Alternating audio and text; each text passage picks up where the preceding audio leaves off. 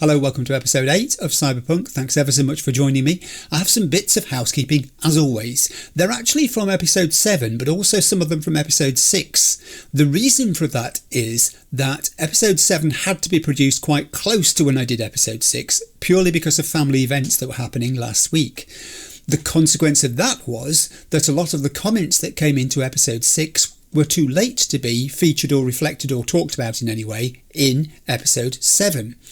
They were things such as dismantling guns rather than just dropping them when you're overloaded, dismantling junk rather than automatically deciding to sell it so that you can get the parts instead and use them for crafting, properly looting fallen bad guys. The answer to the question of whether the shards are repeated in the game, the answer is yes they are, and there's actually a label on the shard telling you already read, so you don't have to read it twice. And there were also things like controlling V's personal radio and its volume. Yes, it was very loud at the end of episode 6, and yes, it did distract me from hearing the knocking sound from the containers. That will haunt me. There was something about the wisdom of reassigning perk points as well based on decisions I've made in my build, and that build's going to get a tweak in a minute before we start episode 8, so that's coming. There was lots of stuff. There were people asking things about non-specific game items too. Something to do with the anime series on Netflix. Are you watching it? Yes, I am. The answer is yes. The connection between that series and the David Martinez that I ordered at the bar has also been made. I haven't got very far yet with the Netflix series because life has just been so busy. In fact, it took me 3 attempts to watch one episode. I had to watch it in tiny bits and sort of try and stitch it all together in my brain as I went along. But yes, that's getting watched too. What's nice about the community in the comments section is that they do understand that everyone has opinions. Everyone has preferences. People will tackle situations in different ways, and the discussions in the comments are showing this. I've been asked not to change my approach in the way I do the game, and I can promise I will not. I will still make mistakes on the way, but then that's the nature of a blind playthrough. I don't have the benefit of knowing in advance what I should have done or could have done in any situation. I can only react to it on the fly. And in episode 6 also, I think it was, I set out a kind of principle of not using quick saves to give myself an easy out if things don't go my way. I pretty much take that approach actually in all the games that I play on my channel because I like the sense of finality and irreversible consequence that gives to decisions you make in the game. There are no second chances, in other words, there were no backsies involved for V. So let's get on to episode 7 and the recap. We met Dexter. He outlined his plan for getting us into Konpeki Plaza without raising suspicions. It's going to be a team effort. T-Bug is effectively running interference remotely, helping us circumnavigate the security and just navigate the hotel. V and Jackie, in a suit, Misty would approve, I'm sure, are to pose as out-of-town corporate arms dealer types and blend in. The Flathead robot is going to be deployed to get us access to otherwise impenetrable parts of the hotel. We make our way up to Yorinobu's penthouse. We deal with the security there. We use our knowledge of the layout from Evelyn's recon to locate and steal the chip. I also want to do a bit of running around up there if I get a chance in the hotel and on our way up because, you know me and exploring. I am very conscious of something else that was mentioned in the comments. People said, be careful of flow of dialogue when there's obviously something very important happening, that you don't get distracted and rush off after something bright and shiny. I generally don't when there is obviously a focus on a heated and emotional interaction between main characters. I generally stick with that and let it happen, but there will be exceptions because it's my brain running this thing. My reaction to the game is controlled by that, so bear with me. Message has been received about that. What else was I going to say here? Yes, so Evelyn, and then we get out of there. We've been to the penthouse, we've got the chip, we extricate ourselves, presumably the same way we got in, and we go back to rendezvous with Dex. On the face of it, this gig is a life changer for the entire team. Big payouts all round, especially since we've now got a 60-40 split with Dexter. He gave us 40% as a reward for V being loyal and telling truth about what Evelyn was proposing to do, cutting Dexter out of the deal. So it seems maybe loyalty does pay in Night City sometimes, but the difficulty I'm going to have, I think, is choosing who I can put my loyalty points into. Who do I trust? I'm still not sure. I really am still unsure about anybody that I've met and how far I can trust them.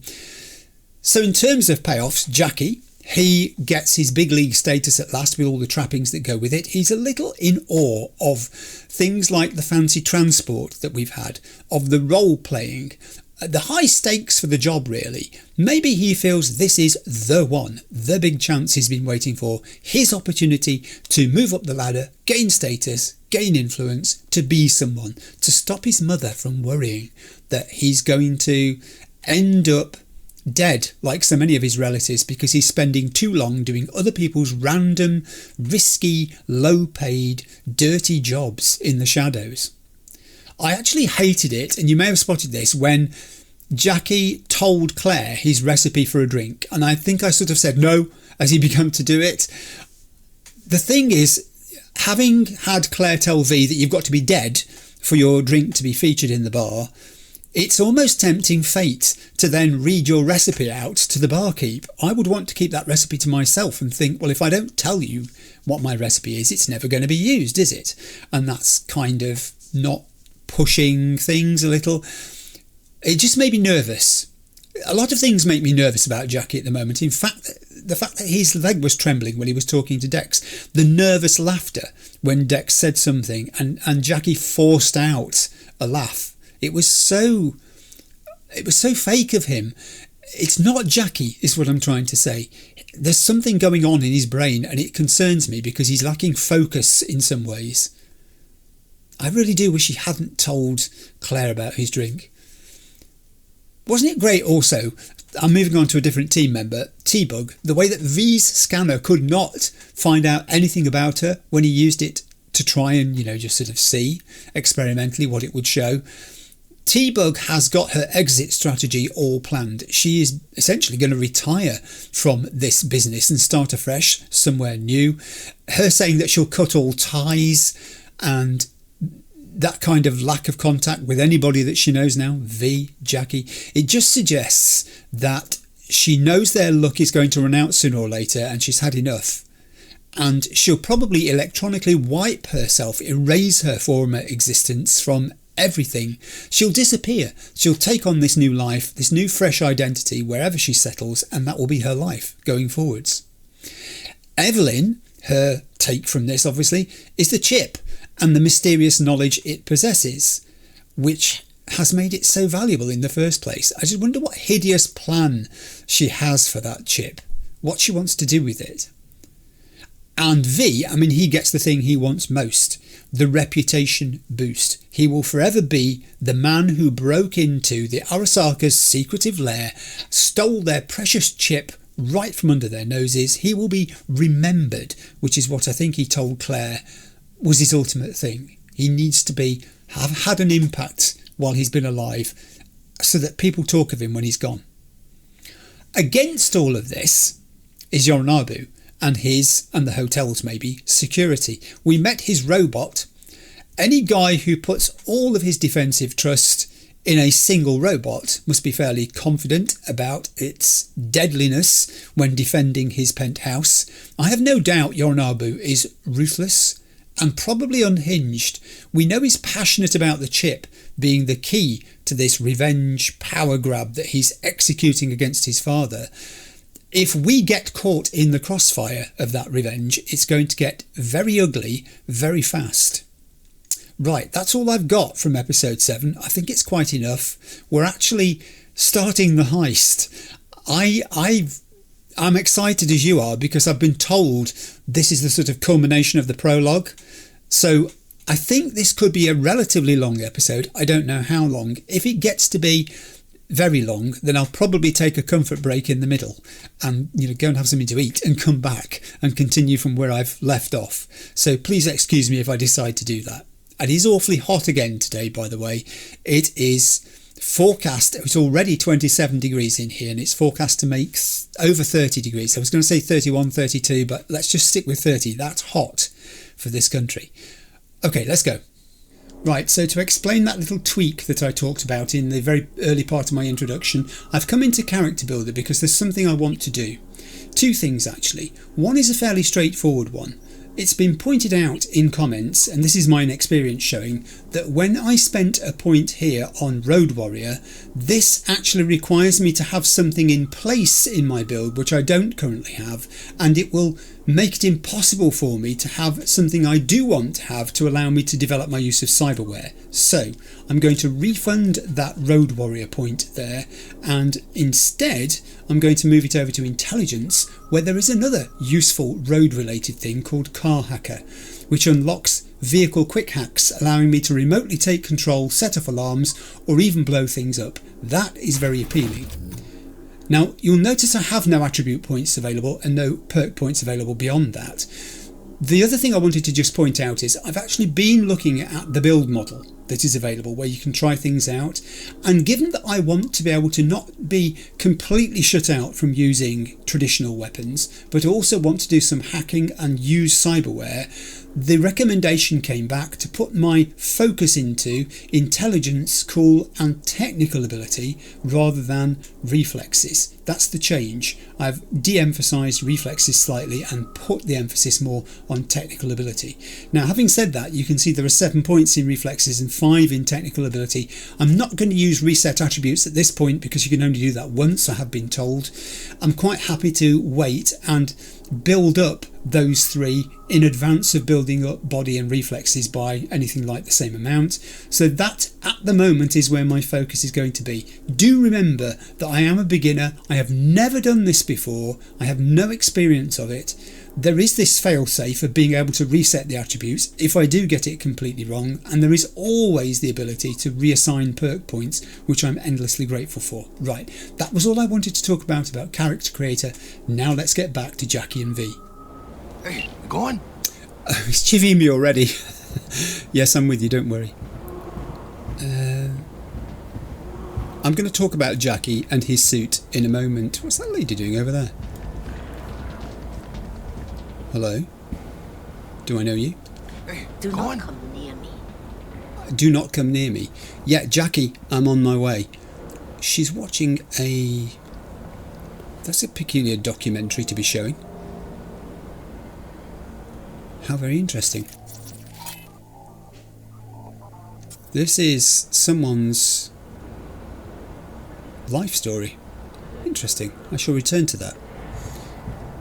On the subject of immersion, by the way, and that's a prime example, a couple of people in the comments have said you've got to be careful about immersion and not breaking it. Now, I have to say, first thing, I'm all about immersion. This pad, which lives by the side of my desk, also follows me around the house. I write things down on it constantly during the day. It sits beside my bed at night, so that if I wake up in the night with an idea or a thought, I can jot it down. Then the next morning I have to work out what it was because I never put the light on when I'm doing this and have to decipher the scrawl. Immersion is massively important to me. When I'm playing a game, I'm in the game. It's slightly different when I'm actually doing a YouTube video because obviously I'm talking to you at the same time, but not that different that I lose any sense of importance when it comes to conversations with major characters and not interrupting them, because the story has beats. It has points at which you have to focus down and let things flow and unfold, and the interaction is key. So I'm ultra sensitive to that. I want to experience that just like anybody else does. However, as I just did with that lady there, when you're in non-serious conversations, such as the one I'm having in a moment, he doesn't know it, with Jackie about his suit, then it's absolutely perfect to go off and look at things. That lady was put there for a reason. That television was put there for a reason. The material that was being shown on the screen, and it's over there as well, look, I've just noticed, has to be there for a purpose. I do not know what that purpose is, but it has to be there for a purpose. And that's like a thread that I have to pull. It does no harm whatsoever to immersion. In fact, if anything, it enhances immersion by enriching the game environment. And I go back to a point I made in the introduction. We are all different. This is the way I do it. I am very careful. On the whole, I keep myself in check because my brain does like to investigate tangents. Following tangents sometimes brings you to things that you would not have discovered had you stuck rigidly to the storyline. So there is a middle ground to be trodden, and I'm going to tread it. I've trodden it for many years now, and I sort of know my way around it. I just wanted to deal with that because it's come up a couple of times, people saying, you know, it happens sometimes that you do this. If it happens accidentally, then it's one that slips through, is the point I'm trying to make. Okay, that's that. Jackie, you have my full attention. Yeah, I was going to say, you just don't... Bar don't look too shabby. No, it doesn't. You, on the other hand. Welcome to Konpeki Plaza. Hello. We don't do reservations weekdays, so feel free to grab any available table. Okay. Or a couple of stools at the bar if you prefer. Could bring Misty here one day when we close this deal. You could. I've actually had a look around extensively in here, so we don't need to do that again. I've spoken to all of those people. I've looted too, so I think we'll go to the room. You will, Hello. I'm sure. Now let's go check out our digs. Okay, let's go. Thank you. Lovely. Nice place. We'll be back. I don't think I need to scan this either because I've scanned it before. So I will follow you. Yes, about that suit, Jackie. It's just not you. Someone should tell you, and I'm a good friend of yours, so I'm going to tell you. We nailed apart or what? How do I look? Oh, no, you shouldn't have asked me that because I'm going to tell you now. Like somebody put clothes on a dog.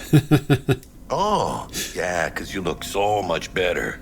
Do you know, weirdly, that's a thought. If there's a mirror somewhere, I don't know what V looks like in this suit. I need to find one. It's just, I don't know what it is, Jackie. Even if you do make the big time, and let's hope we do, I can't see that being your costume that you choose to adopt to impress people. I think you'll go back to wearing what you normally wear. So let's go to level 42 apartments. I mean, the guy's, you know, he doesn't look like your average corpo, is the point I'm making. The hairstyle, the build, that case, which probably weighs half a ton, is nothing to him. He could carry 6 under one arm. We're at the 42nd floor. And... oh, that was interesting. I'm pretty sure that said Saburo Arasaka. So this television is silently playing aspects of his past life. Hi there. The gold skin on the people who work here creeps me out. I have not scanned this area, so I shall scan it. Guests are wandering the corridors with their tablets, making deals on the fly. Okay, I'm with you, Jackie. We'll just, however, wander this way because I can. Hello?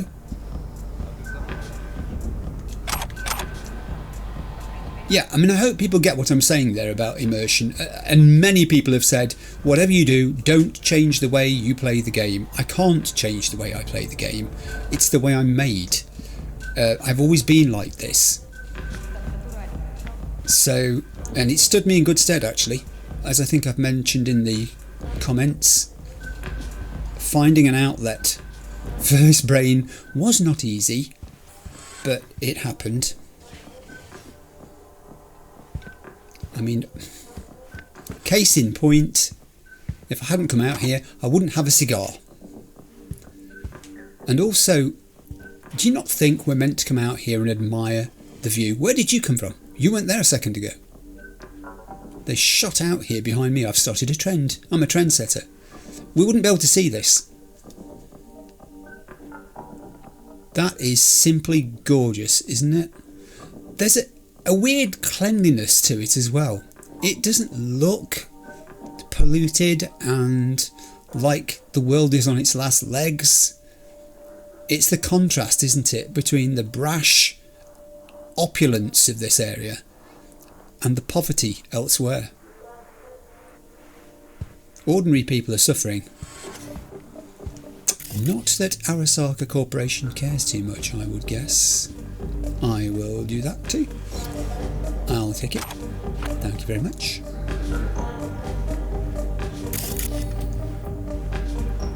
Oh, incidentally, I've turned blue dot off in the middle of the screen again.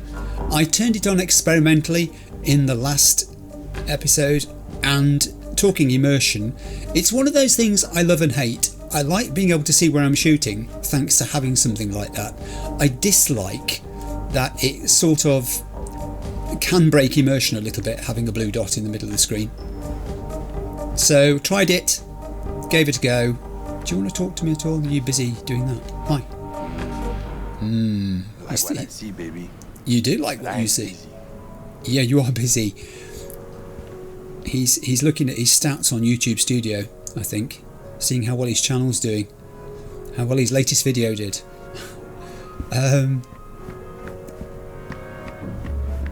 YouTube Studio is a great place, by the way, for creators. It helps you to sort of keep an eye on metrics and how well things are doing.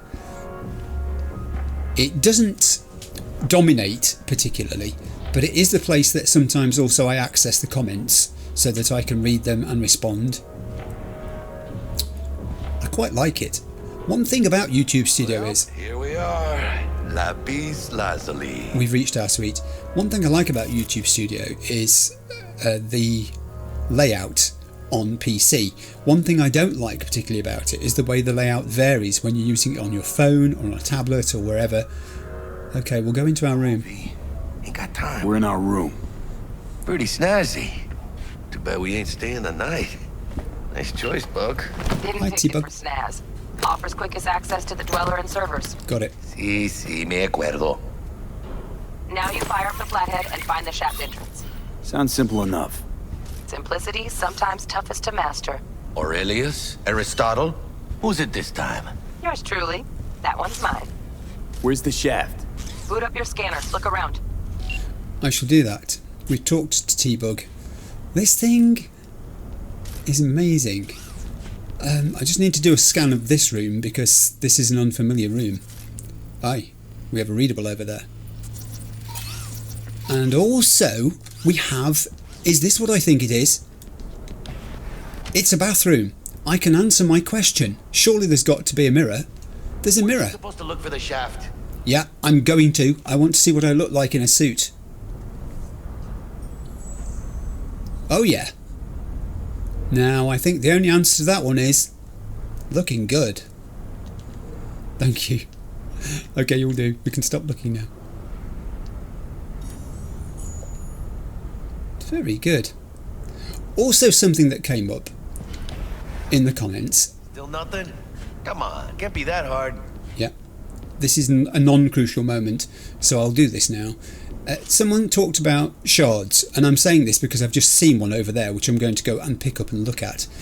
And they said, why don't you save all the shards to the end? Well, that's not me at all either, because the way I play the game is to assume that the placement of the shards is there to enhance the understanding of the world at that point in the story. Some of the shards To look for the shaft. are particularly tied in to what the characters are doing at that particular point. They may not be literal in their relevance, but if there's a metaphorical resonance, there's a sort of, if you look for it, there is a connection you can make and think, hey, you know, that's either foreshadowing or it's information I need to know because of something that's going to happen later, and it will give it context when it does.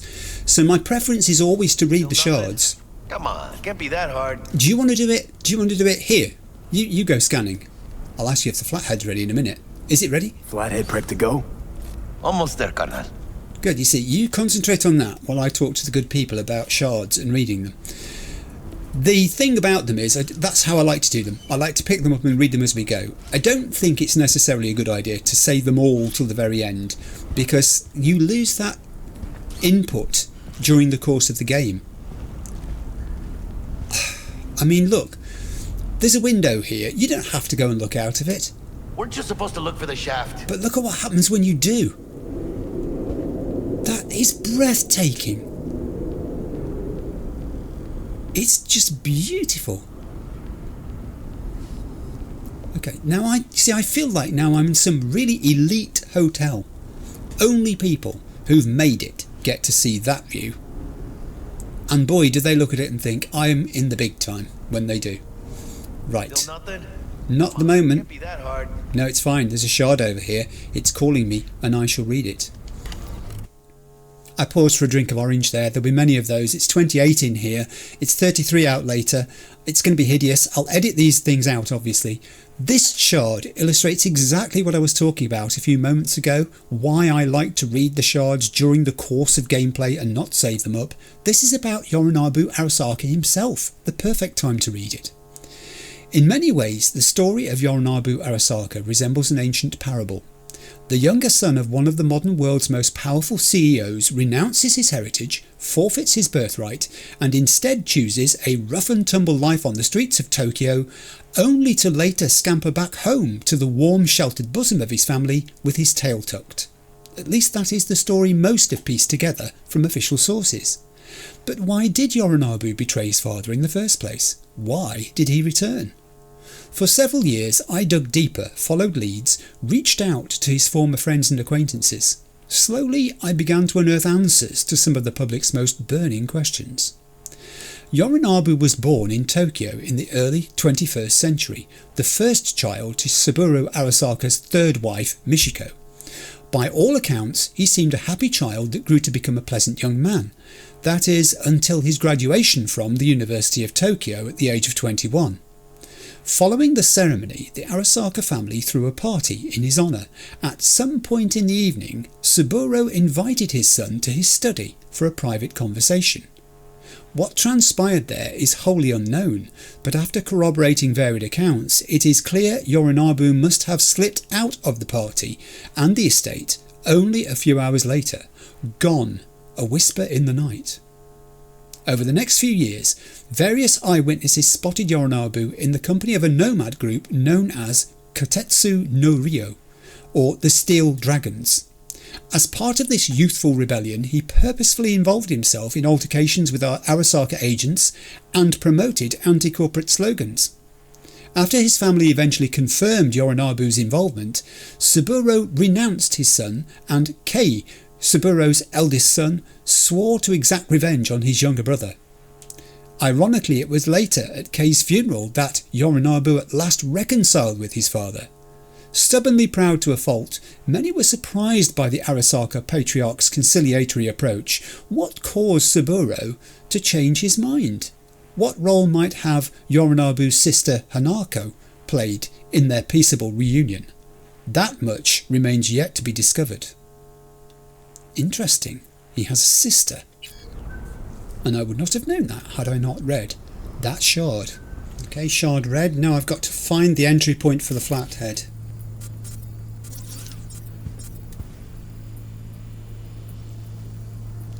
Which I got a winner. presume is that. Good. Jackie, how's the Flathead looking? All set. Oh, here he comes. Come on, boy. How does this work? Systems are operational.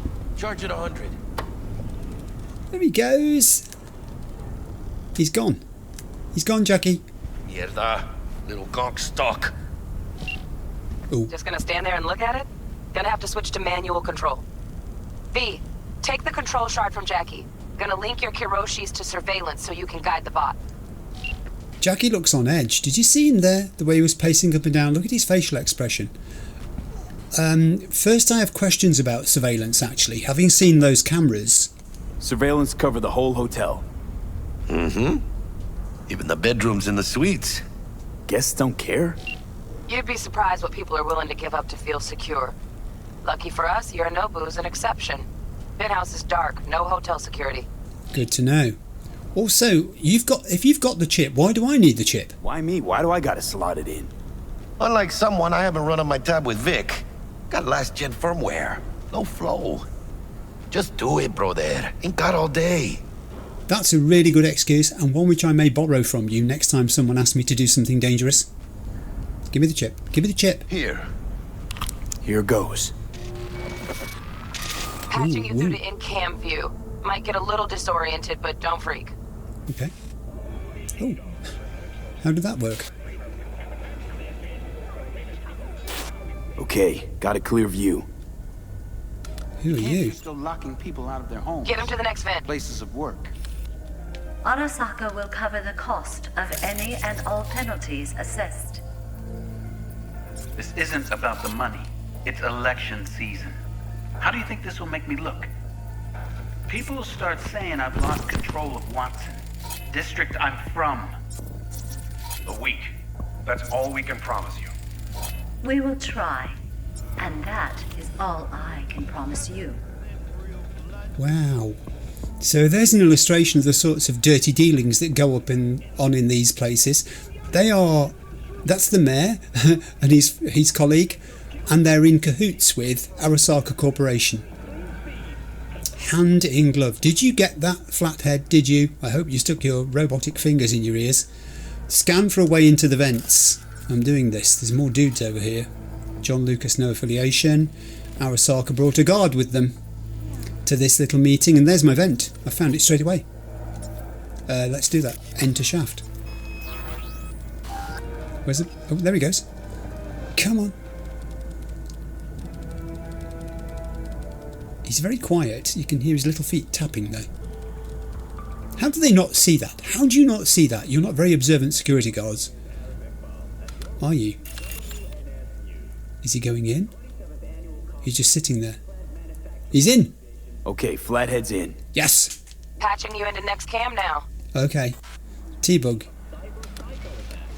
Where is this? What makes you think it was for you? He addressed it to the kind housekeeper who finds him. Note inside said, "Sorry for the mess." There was blood everywhere. Ugh. But at least he left a tip. Am I the only one that just gets puke and used condoms? Where's the damn justice in it? The cleaners are having a conversation about the worst parts of their job. Think he's single? Who? You know. Good-looking, filthy rich, has that naughty look in his eye. He's staying in the penthouse. Mean you're a noble Arasaka. Men like him are always single. Might wear expensive suits, but he's a biker at heart, always itching for a ride. Interesting. I'd give him a ride and wipe him out. Honey, stick to wiping that glass, huh? You're leaving streaks everywhere. You're leaving streaks. Okay, so again, you see, it's just scene setting, isn't it? You can miss all this stuff out, but I can't miss this stuff out. I totally appreciate people play games in different ways. I really do. But the way I do it is this. There's a terrarium panel. Controls other devices in the network. There's my access. Bug, got a hitch. What now? Housekeeping's in my way. Here she is. Got a distractor. Let's see what's on the subnet. Alright, on it. I am on it. I've consulted with T-Bug. I've got to scan for hackable devices. Are you hackable? Flathead compatible? No, it says. Controls other devices in the network. Are you hackable? Whatever you are. Terrarium cooling unit? Yes. I can hack that. TV? No. It's not a TV. Smart room terminal. I thought it was a TV. So it's going to have to be that one. You know, there is a TV. But that says no. Shall I ask? What would you say to a TV? She'll say no. I'd say keep looking. What happens if I ask about this one over here then that says use the smart room panel? Got a smart room panel. Useful? No, not in the least. Okay, so what happens if I ask about the terrarium itself? Terrarium's got a control panel. Somehow I doubt it. Yeah, you're going to go for this one because it says yes, aren't you? Terrarium's got a temp and air quality controller. Cream, yeah. Stick the flathead on it. Stick the flathead on that. Flathead, go over there and lower the temperature of the terrarium. He's off. I presume he's going over the ceiling, is he? So they don't see him. Oh no. He just waited till her back was turned and skipped over the bed. Is he doing the deed? I think he is. I think he's done it. Is that it? Wait for the flathead to finish. He's still doing it. Cat, something's up with the tank. Yes. Bug, it worked. Ain't seen nothing yet. You got any idea how much those things cost? keep moving. No time for backpatting. Great. So now we can get to the hatch. Do it. Get in there quickly while they're busy trying to work out how to fix that. Again, he just walked behind them.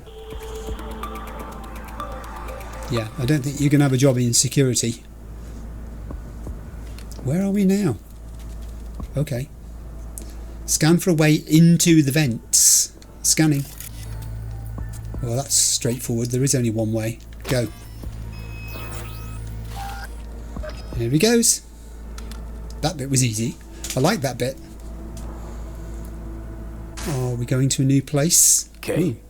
Dweller's just beyond the door. Flathead can jimmy the lock. Okay, but there's a guy in here. He's a security guy. Also, there is a shaft grate. Blocks the path. Is that a camera? There is a camera. I can't do anything with it yet. And there is... What's that? CCTV port. Start and end point for transferring data. And a door. So we open the door, don't we?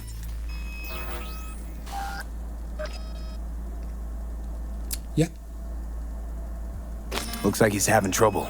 Shit. Gotta be another way. Let me think. Got another cam other side of the door, but it's disabled. Want me to enable? Yeah, look around for a CCTV port. I found one. It was down here somewhere. There it is. I can jack the Flathead into the CCTV port. Do it. He's jacking in. Okay, he's at it. Now toggle over to the other cam. I love the zoom facility on this, by the way. Someone's mentioned, I think, that if I improve my optics, I can actually get enhanced zoom. So that sounds interesting. Here's the other cam. Inside. Just as planned. Still weird the hotel's only got one runner. Decent Dweller's as good as a dozen rank and file. I can neutralize him.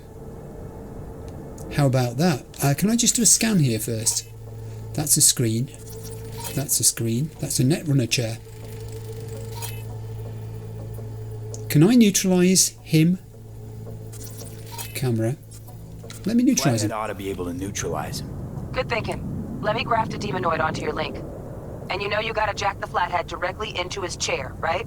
Make it sound like I'm new at this. Okay, sent. He's all yours. I found the You chair. have to get the Flathead in there first, though. Okay. How do I do that? Scan for a path for the Flathead. The door doesn't work. Do I have to go back to the other camera?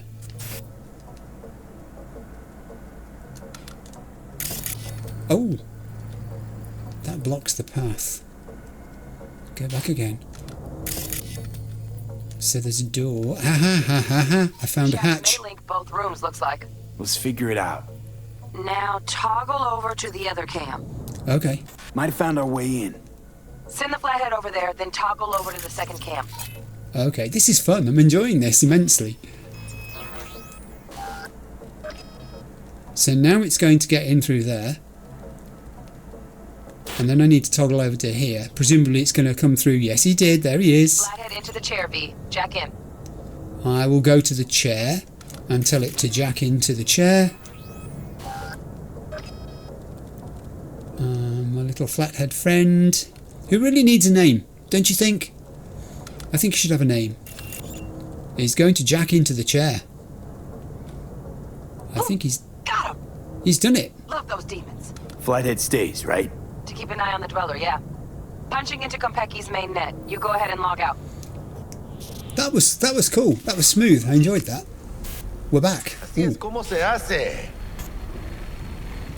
Oh, How you feeling? Fine. A little dizzy, that's all. Bug, how you doing on time? You there, Bug? Yeah, I'm here. So, listen, ice is thicker than I thought. Piercing it'll take a couple hours. Couple hours? Can't do it any faster. Want my brain to burst into flames? no, not really. Just sit down and enjoy your snazzy sweet. Thanks. I will. V, you take it easy, okay? Rest up a bit. Okay. Oh, street cred's gone up. Huzzah! I don't know what I did to get that, but I'll take it. Jackie, please take your coat off. It's making me feel most uncomfortable. I've got to sit. I'm going to sit. I'll do that. The sun seems to be at a very low angle out there. Is it night time now? What do you think? Why'd he give it all up? It is. Who gave what up? Yorinobu Arasaka. The good life, I mean. Old news, I know. Just got to thinking's all. It's like, think. You got everything, right? Eddie's, education. Your pops can snap his fingers and turn half the fucking planet into a nuclear wasteland. But instead, you're like, nah, fuck it. And what do you go do? Start a fucking gang. Steal dragons or some shit. You ghost from your fam, chip some real skin, and play gang leader for a few years. For what? I have a nomad response here. Maybe you wanted to ditch the system. I'm not going to poke at Jackie by saying, well, you did the same thing, didn't you? Gonna be long? Maybe he just wanted out of the system. So then why'd he come back? Tough to ditch the system when the system's your own family. Black sheep still a sheep, huh? One way to put it. Crawled back on all fours, tail between his legs. Fucking cheap-ass rebel. Fucking tourist. Tourist or not, he just walked into the lobby. He what? And we are back in biz. Okay. In-house security is neutralized. Perfecto. Let's start the show. Let's start the show. You see, the Shard told us more. Were you on comms that whole time? Oh no. 3.5 hours. About that stick up the ass. Means the one up mine? Slip of the tongue, you know? I know. Now's your chance to make up to me. What did you say? You shouldn't have said things like that. It's a wonder she didn't interrupt. The Shard told us more. Jackie gave us some exposition there about his feelings about Yorinobu Arasaka, but the Shard told us more. So the two together are complementary and enhance each other. I'm not going to stress the point any further, but I'm going to be reading Shards. Each person has to do it their own way, don't they? And my brain says I have to do it this way. He's gone very silent on me. He's pensive. This is going pretty smooth, right? Do you know, that's what's worrying me. Right? Man, are you the silver lining type? Hey, when you gonna wave off that dark cloud hanging over your head? That... Telling you. It's downhill from here on in. That dark cloud is what's kept V alive so far. Not just you, Jackie. I think he's almost pep-talking himself there. It's going okay, right? Right? You know, it's almost reassuring himself. I just don't know. I do know something, Jackie. Before we go any further, I'm going to pop into the database. And you may be thinking, why are you doing that now? Because this is a down moment, and I said I would do this, and there's a couple of things I want to do, and I've already checked that this exists, because I knew I was going to do it in this episode. I want to look at Konpeki Plaza, the entry about it, in the database. This place is a character in the story. It's going to be on our backs. I think it's an assailant. I think it's an adversary. I think Konpeki Plaza is going to turn against us. Let's find out what they say about it. Beautiful illustration. Look how it stands alone in that area. Everything has been cleared around it almost to make it stand out, be stressed, its importance, its significance. Konpeki Plaza is Night City's most exclusive hotel, an architectural marvel created solely for the elite. This is where global financiers stay for business trips, where nobody bats an eyelid at the sight of two rival corpos having a drink, or a well-known politician going up to their room with a braindance star. Every square inch caters to luxury tastes and comes packed with the most decadent of entertainments, with just a hint of mystery to keep things exciting. That's a superb illustration there. It's so beautifully drawn. It gives you this sense of grandeur, doesn't it? And importance. And also, whilst I'm here, the other thing I wanted to do is to look at story characters. Not all of them, but the ones that are significant to us at the moment. And I'm going to start with Yorinobu Arasaka. The son of Yasuburo Arasaka, leader of the world's biggest arms manufacturing corporation. Ever since his young rebellious teens, there's been a lot of friction between Yorinobu and his father, though as to why, that's anyone's guess. Known for his difficult personality and controversial opinions, he doesn't fulfill any important role in Arasaka. Despite his urgent calls for change in the corporation, Yorinobu doesn't really want to take the helm. Being a billionaire is currently much more fun. That's interesting. So it's not a power grab on his part then. I did not know that, and I would not have known that had I not read that bit in the database about him. That is interesting. What does it say about Daddy? Saburo Arasaka, CEO of the Arasaka Corporation, after elevating his father's Japanese company out of relative obscurity to become a global powerhouse, Saburo is now widely regarded as the founder of the Arasaka Empire.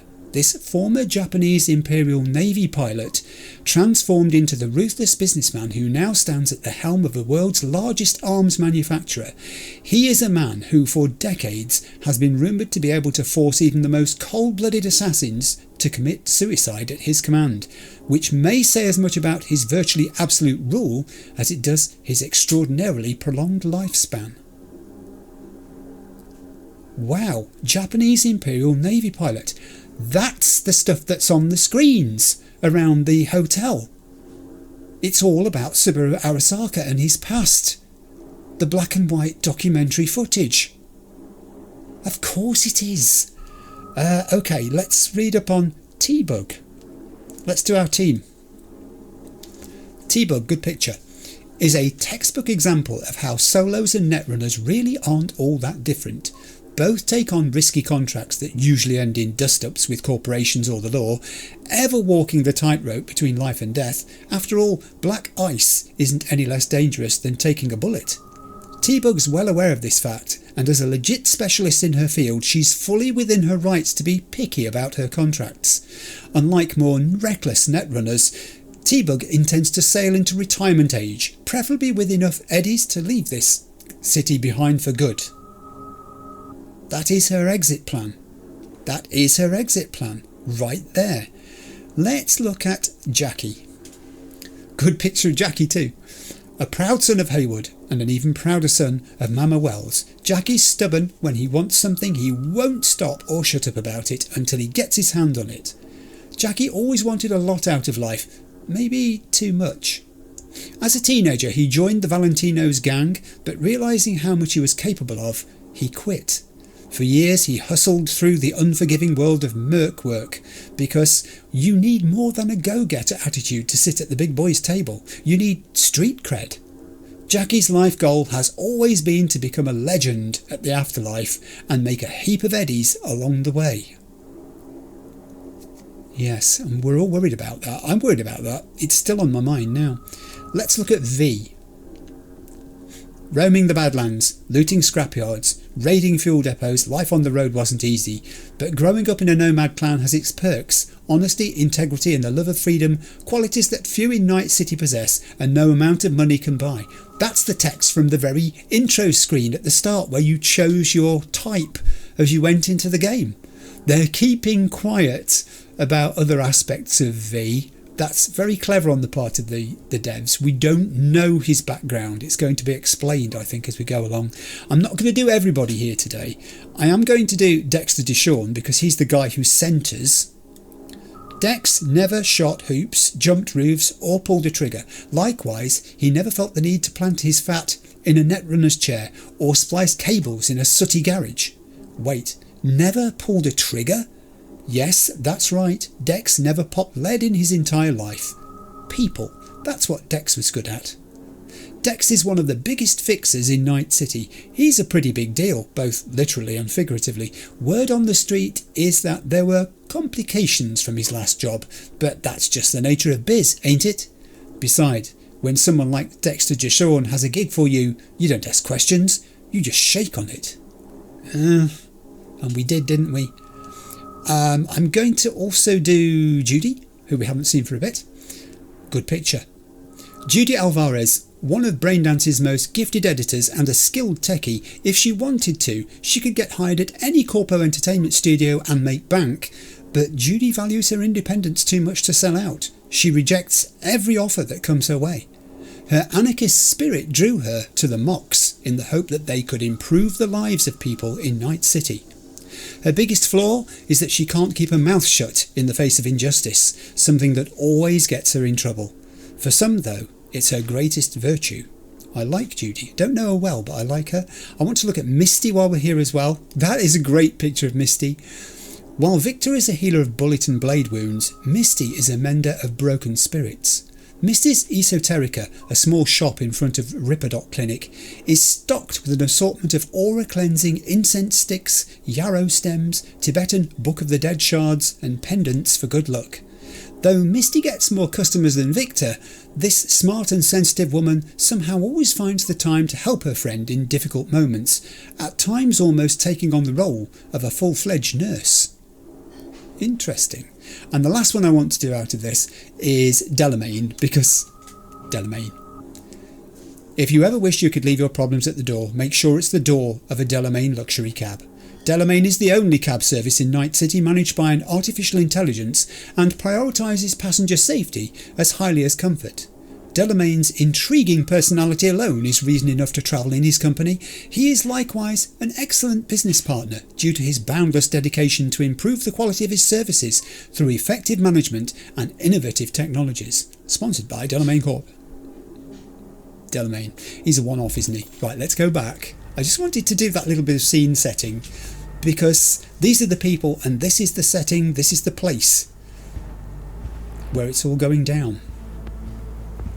And I found stuff out there that I didn't know, and here is that TV screen. Here is the life history of Saburo Arasaka being played out before our eyes. How he came to be. And he must be very old. Do you think, Jackie? Right, we're going to Yorinobu's penthouse. I need to operate this and tell it to go to the 100th floor. Ready? There's the awkward silence. You, wanna hear a joke? Go on then. Now? Seriously? Okay, so why'd the Rocker Boy's output kick him out of the apartment? Because he wasn't chipping in. Jesus Christ. Painful. Painful. Not bad being heir to the Arasaka Empire. Sure as shit better than being a son of Raoul Wells. Okay. Guys, focus. The safe. And make it quick. Why? What's the rush? Sigon Yorinobu's gone dark. What is he, a fucking sorcerer? Some kind of dead zone's my guess. Have him back in a sec. And you do your damn job. Right, now there's an urgency to her voice, and I bet that I'm going to start being chivied along here by Jackie, but this is a point at which there's no crucial conversations going on. I'm going to do some thorough exploration of this place, and I can already see there are things popping up here. There is a computer.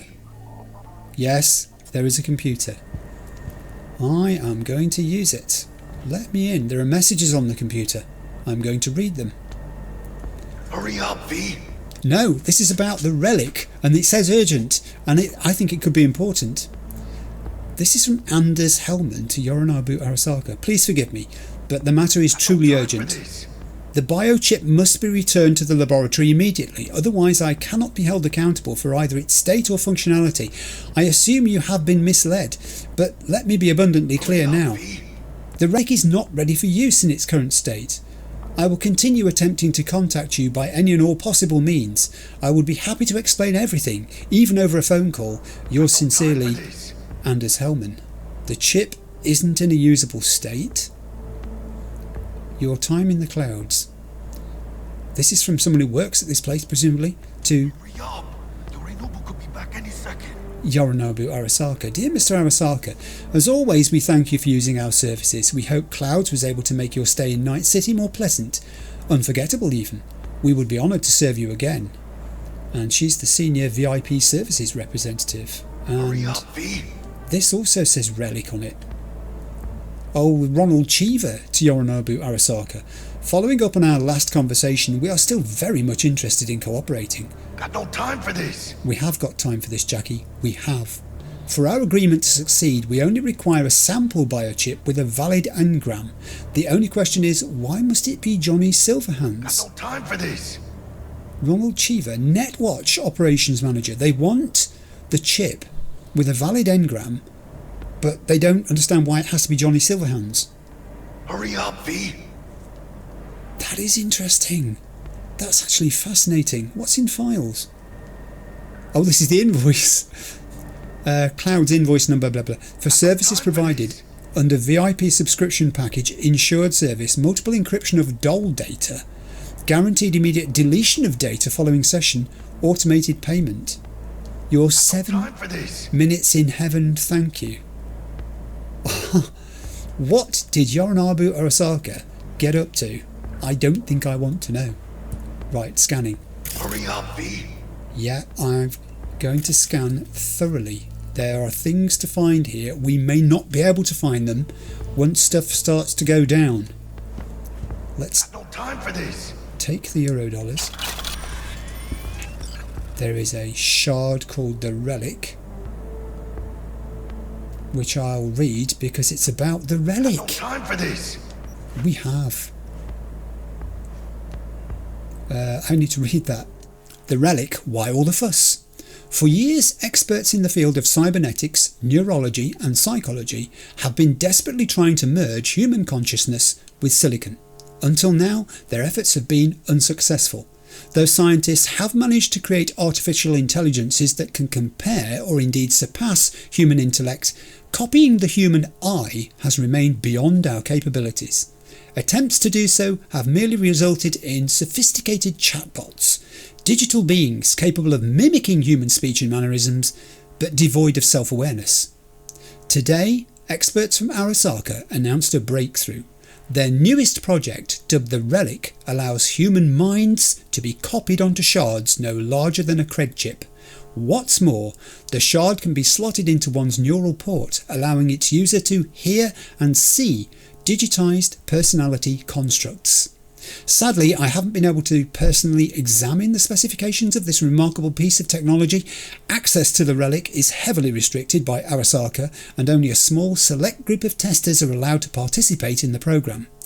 Unsurprisingly, these testers are among the wealthiest and most influential people in the world, precisely the kind of people Arasaka would like to have in its pocket.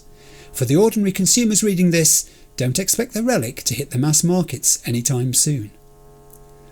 The Relic basically allows you to experience the personality of another person. That's astonishing. Okay, I've got my hands out in front of me. I don't know why. I'm a ghost. It's just a button I pressed. Don't worry about it. Please don't tell me in the comments. It's not really worth a comment, is it? This is the location of the hidden safe, and it is connected in some way to things over here. Hurry up, V. Such as what? Is that where it's connecting? It's connecting to this. What is that? A switch? And also, hurry up. Yorinobu could be back any second. We have an iconic pistol. Oh, equip! I have no weapons. Yorinobu left us a parting gift. Yes! Ain't much, but it'll have to do. We weren't allowed to bring weapons into the hotel, and I've got a gun. Please don't tell me to hurry up. I beg you, don't tell me to hurry up. I'm exploring. There, I think there's another shard there. Also, why is this thing... There's something about this when we came into the room. No time for this. I think I remember this from the scan as well. It shows up in some way. Something just said iguana. Did you see that? Got no time for this. What am I actually looking at here? It's just a sculpture, isn't it? Oh no, hang on. Time for this. Huh. What is this? It'll be another fucking iguana. Shit, you're right. Think it's the same one? Nah, wait. Our guy had a second neck. Many moves. You see, even Jackie was willing to be distracted by the iguana. That's fascinating. I love the way it's illuminated from underneath. I don't see how they're doing it actually. Oh, it's these lights on the end. One side's dark and the other side is light. It's junk. It's an iguana egg. I pick it up. Also in the comments somebody talked about junk and they said you don't have to pick up every bit of junk because you don't have to. If it's not intrusive, I'll pick it up, is my answer to that. He's really getting excited over there. Someone also mentioned that some people collect the junk because bits of it are rare. I don't know. Okay, we're going to read this one too. What really happened in Arasaka Tower? If Militech was behind the assault on Arasaka Tower in 2023, and if there's actual evidence to support that, then why didn't Arasaka return the favour and nuke Militech? By now there's no doubt the bomb was manufactured by Militech, but that doesn't mean they detonated it. I confess I'm not a huge fan of the popular theory that Johnny Silverhand, the controversial rocker boy, was behind the whole thing. In fact, I'm not really a Silverhand fan, period.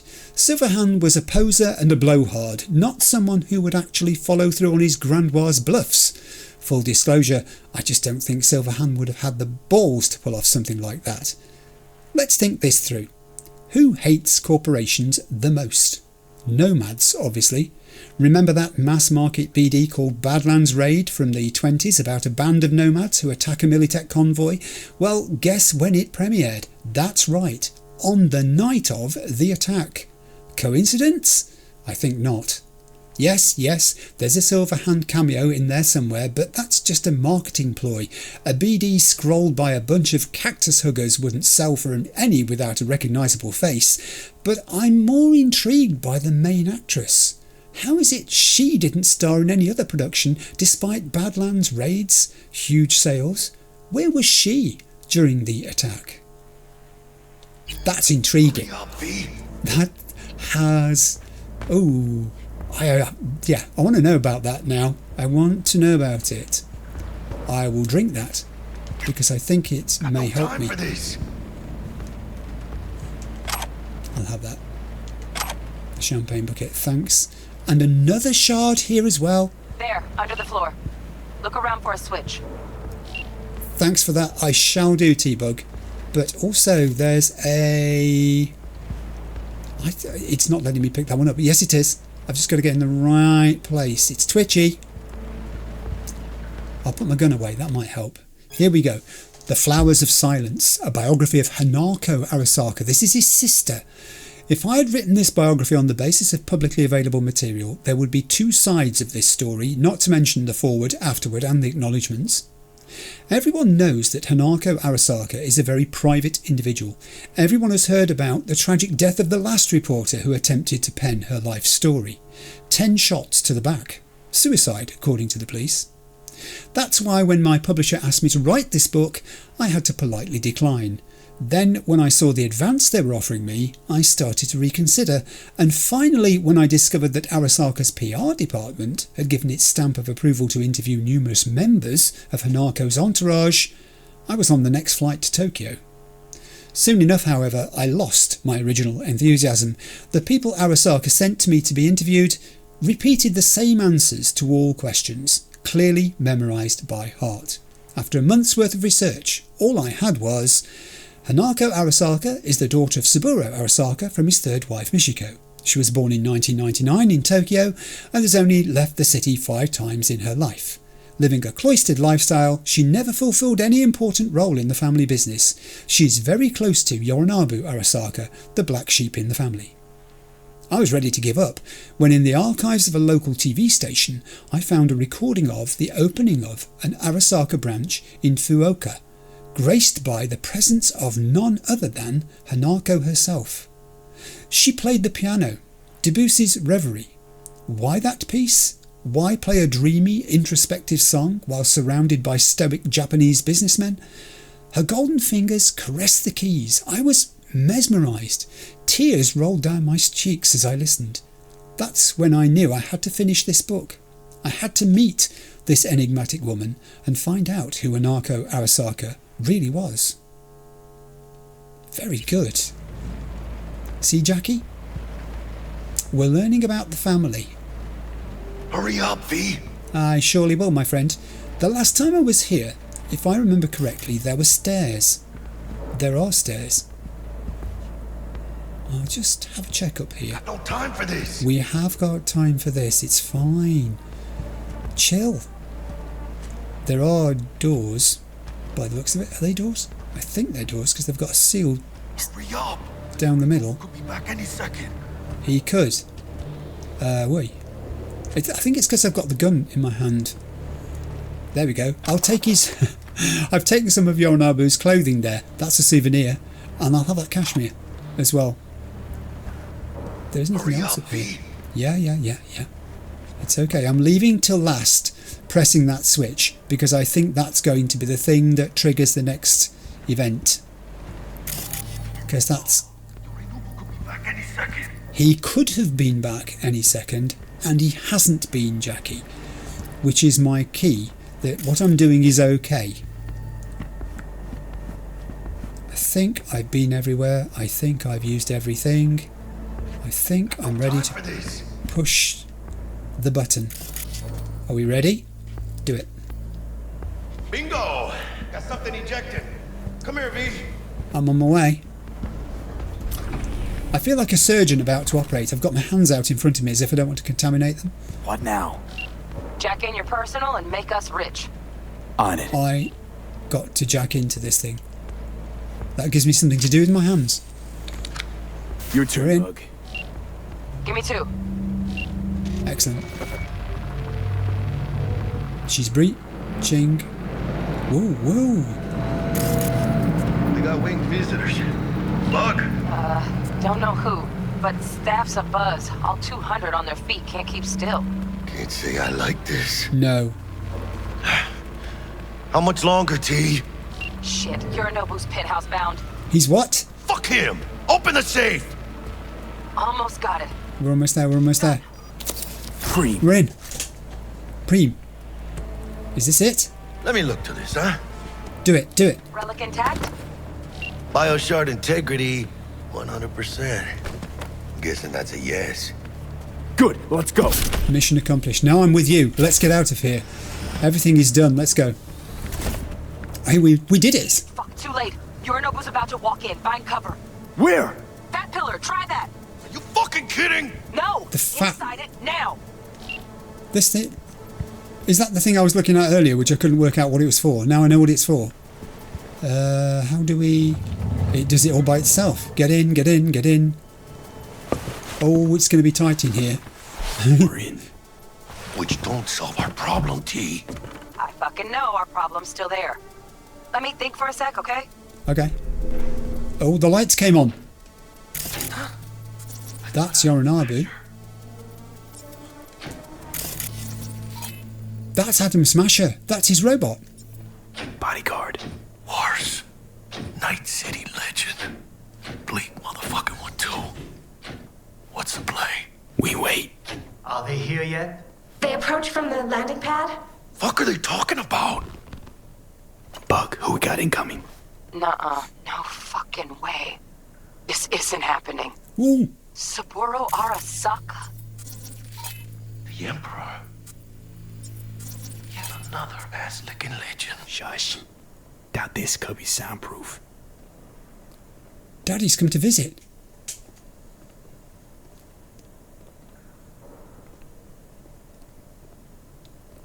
Ooh. 首を突っ込まないでくれって言っただろ。 I thought I told you not to meddle in my affairs. Oh, fuck. Leave us. まだボディチェックが Arasaka-sama, I still haven't done a full sweep.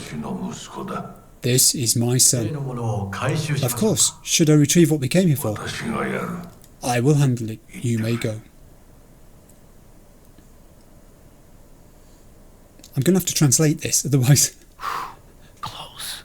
Too close. I want to speak what they're saying. No cállate. We are trapped in here. We are completely trapped. Not fucking believable. Sapporo Arasaka.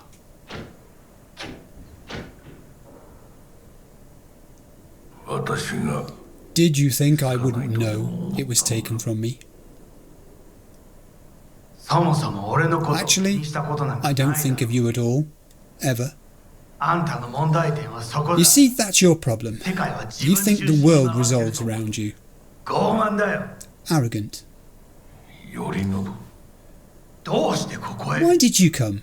To humiliate me? To personally see to it that your son knows his place? The nail that protrudes from the wall gets hammered. Couldn't you think of anything original to say? And do you think it original to sell our greatest achievement to Westerners? Our future to these barbarians? Our future. Ours. You are mistaken.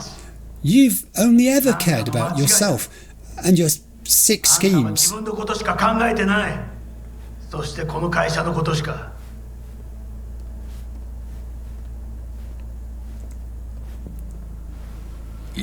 I knew this day would come, that sooner or later your impudence would cross the line.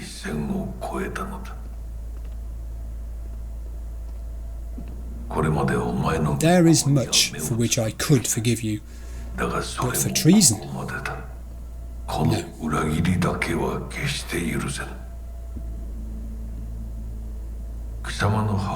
I'm just glad your mother didn't live to see this. The heart should break, but once. Ooh. You shall never have to forgive me for anything again. Oh no!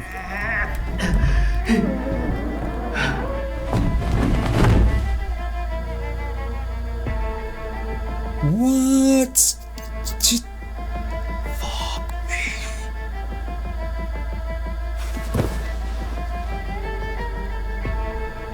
Okay. I mean, I knew you were angry. I knew you were screwed up, but... That's that. We're done for. I think we might be. Saburo Arasaka is dead.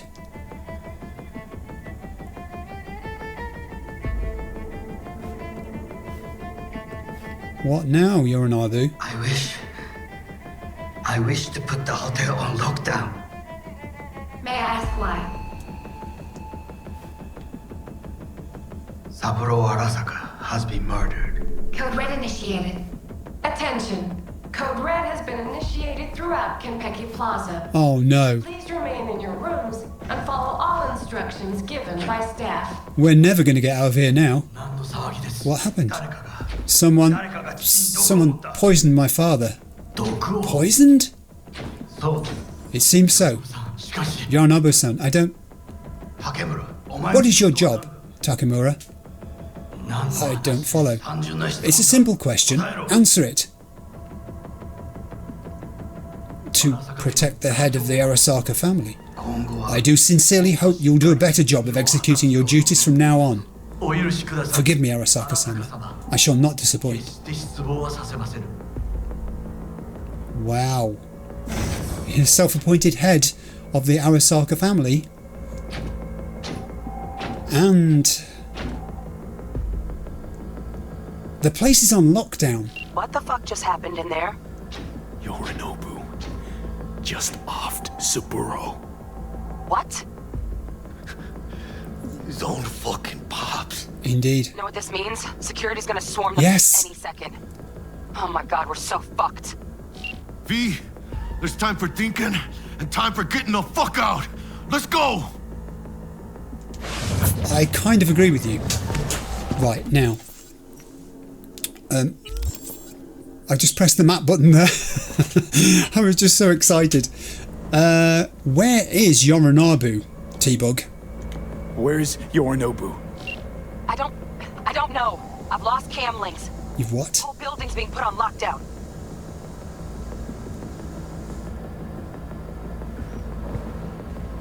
We've lost camlinks.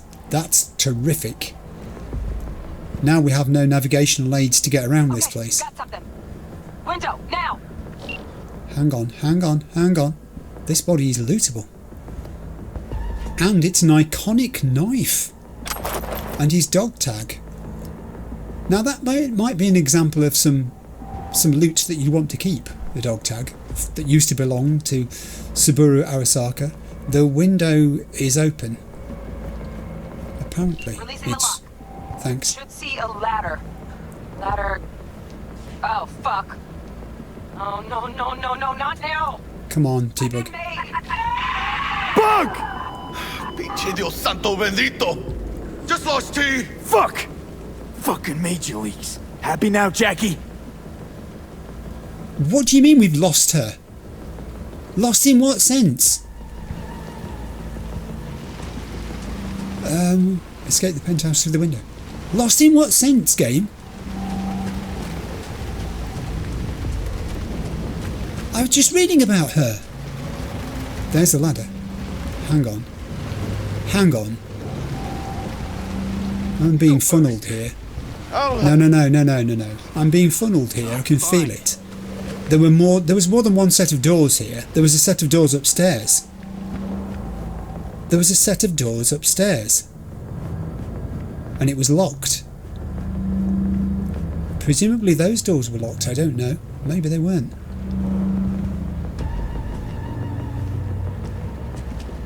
It's not locked. Get to the ladder. Is it saying I can go this way as well? I don't like this. I haven't been here before.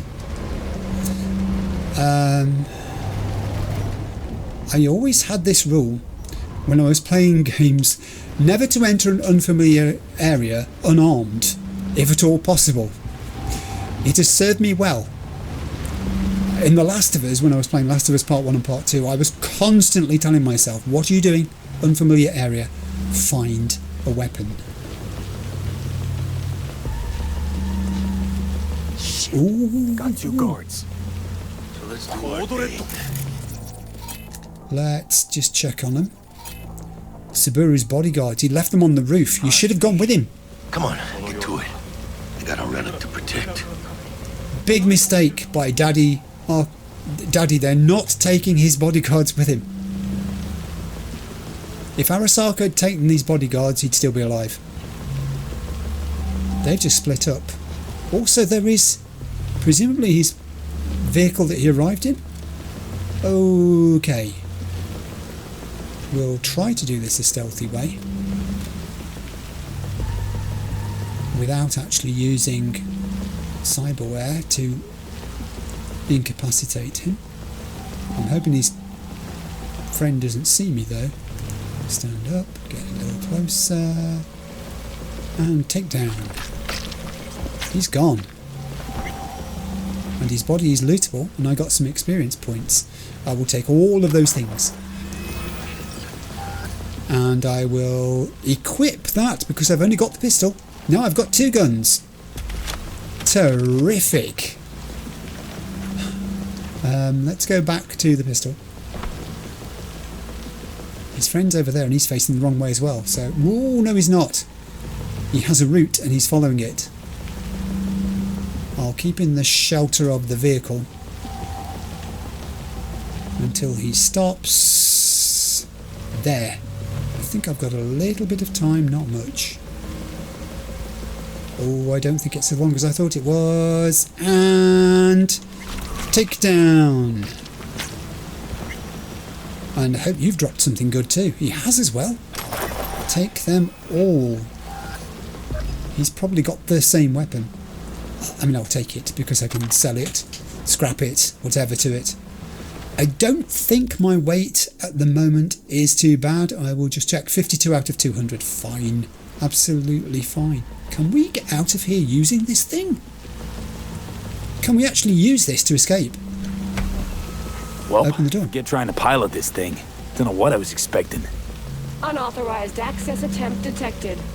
Remain where you are. Shush, there's Personnel will arrive shortly. a door on this thing. It's over this side. Madre! Gotta get out of here now. No. I've got to get up these steps. Is what I've got to do. It's fighting me. Game, let me climb the steps. Come on the roof. There we go. Oh, this is iconic as well. An iconic katana.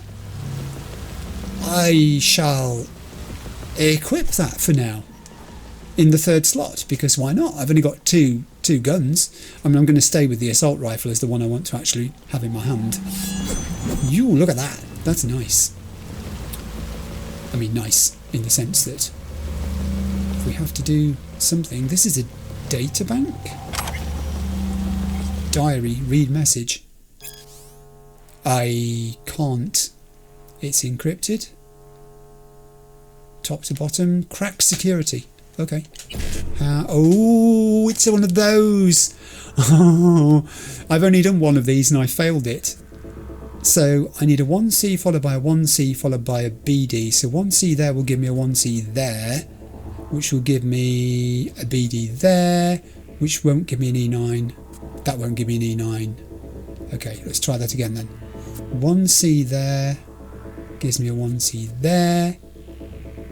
That gives me a BD there, but that doesn't give me an E9. 1C there gives me a 1C there. It's going to take me a little while to work this out. 1C there. How about that 1C there? Gives me a BD. I need an E9. 1C, 1C. BD9. It's that one. Ready. I'm ready. Let's do this. 1C. 1C. BD. E9. Yes! There we go. I can do these things. Excellent. Good stuff. And the diary now opens for us to read. So this is the diary of the late great Shinobu Arasaka, first entry. We have set sail. Only Hanako knows the true purpose of our visit to Night City. The question is what to do with A. Hellman. He has proven loyal beyond even my own expectations and deserves compensation. This is the guy that Yorinobu had the email message from, I think. Perhaps he might be interested in the position of director of the Kyoto Institute of Technology. Sweeten the deal by letting him have his own hand-picked team. Employees like him should be kept on a short leash without seeing it as such. Next entry. Militech have outdone themselves. This is not just a port, but a fortress. But the atoll is of no interest to me. It is what lies in the depths. I know what they hide. We should pay a tribute. 5 shots for every one of ours that lies on the seabed. The only thing that restrains me from giving the order is mercy for the innocents working on the port. I will spare them the panic and anguish with our missiles. So rest well, ye fallen, ne'er again will ye be awoken with a bang. Next entry. The further I am from home, the more my memories become sharpened, more acute. The faces of old enemies are suddenly thrown into relief. Even J.S. I almost completely forgot about him. Next entry. Hanako thinks that she should be the one to have a word with Y, or at the very least accompany me. I declined. She took it in her usual dignified manner. Still she asked what I intended to do. As of yet, I have no answer to this question. And the last entry. I see the coastline. Strange, in my memories the city seemed larger. If I wanted to, I could wipe it off the map in under 10 minutes. I shared this thought with Hanako. She thinks I shouldn't do that. I usually defer to her opinion, but if the relic somehow fell into the wrong hands, maybe it would be better to bury it among the ashes of NC. Until we talk to Y, I will hold off on a firm decision. Wow. Wow. That's astonishing. Can we fly this thing out of here is my big question. Is there a way of getting... No, we can't. We've got to go back down to the penthouse. We're being sent back downstairs to the penthouse. Jackie, come on, let's go. You're getting wet. I promised Misty I'd keep you in one piece. Don't you go getting pneumonia. Right, so I'm guessing now we go out through the other door that we went to the first time, which should still be open, if I can remember where it was. It's over here. And head to the ladder, yeah? Let's do this. Where are you, big guy? Is Jackie with me? Where's Jackie? Why has he not followed me? No, I'm just more than... Oh, he's catching up. He's a bit slow. It must be the weight of the case. Here he comes. I can see his little dot heading to the door. There he is. I'm waiting for you. Here we go. Right. To the ladder, my friend. We have the relic. We know an awful lot more about... Jackie. Look down. Hey, dude, come on. Stay with it. Can I just point out, you're holding that case to your side, and if it could literally pull you off this ledge, the weight of it. Whoa. Yep. That's fucking high. Shit. Oh. That trauma? If they're here for Saburo, they're a little late. What? Just hope they didn't see us. Oh. Come on, let's go. I can't move any faster. It won't let me move any faster. I'm inching along the ledge. I am moving towards the ladder. Jackie, come on. I'm going to walk backwards so I can see you. Come on. Shuffle. You can do it. Ooh. Jump. We have no option. Jump. Oh, this is not going well. Oh no.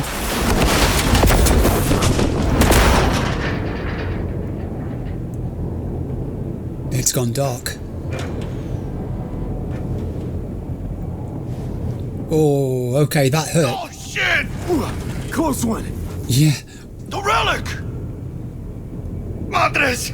Oh, this ain't good. Where's all the blood coming from?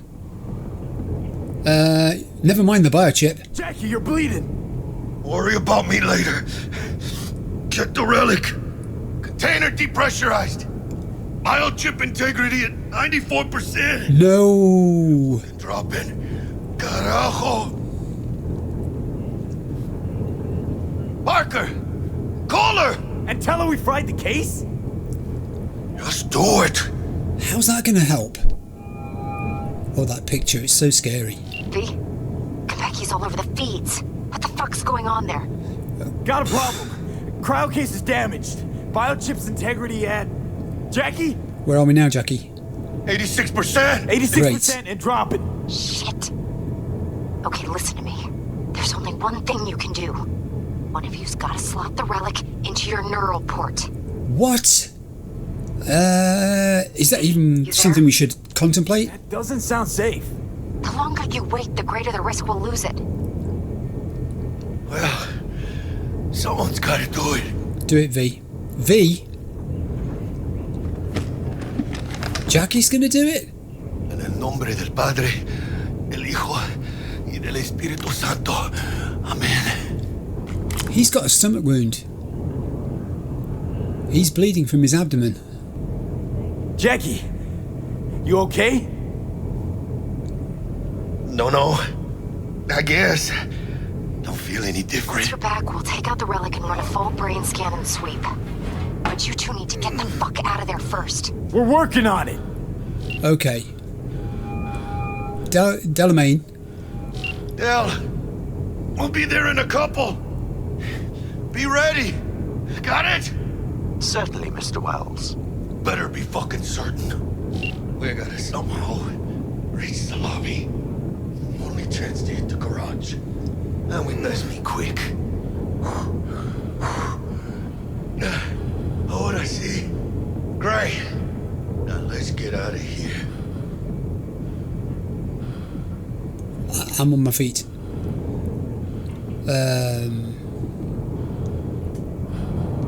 Okay, reach the elevator. So basically now we're on exit plan B. It's gone right and it's gone wrong. And yeah, you see now, look, here's everything just gone wrong. Here is Jackie wounded, goodness knows how seriously. T-Bug, heaven knows where she is and what's happened to her. I'm very concerned about that.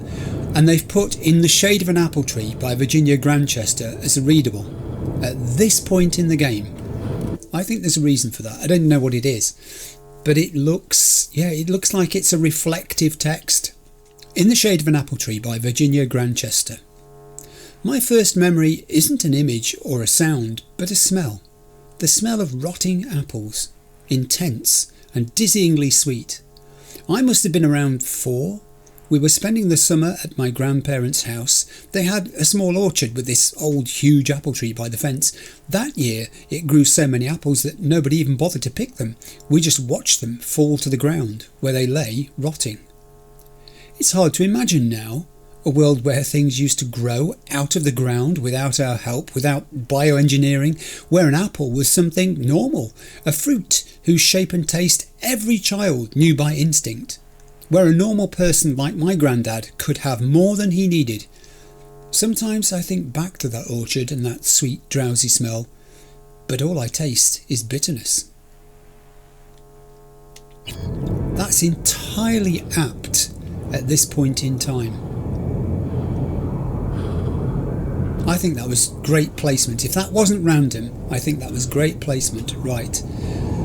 Okay, now let's see if we can reach this elevator.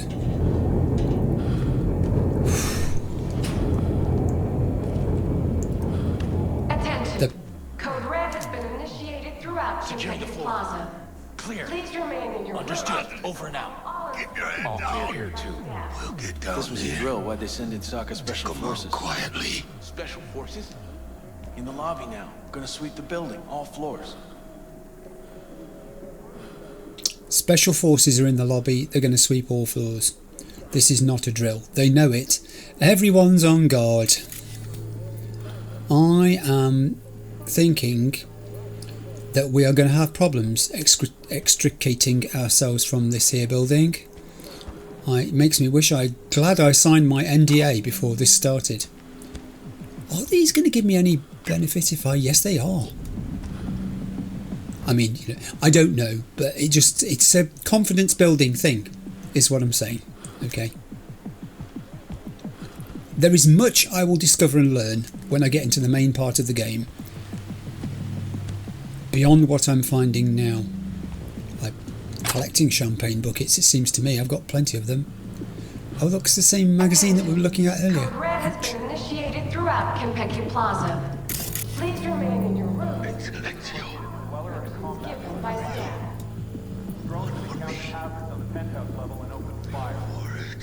Okay, Jackie has spotted 2 guards by the sounds of it. One for you, one for me. Hell's going on there? Doesn't sound good. Wow. When you look at the reflective texture on that, and I know I'm just taking a moment to admire this, but if I don't do it now, when do you do it? This is just...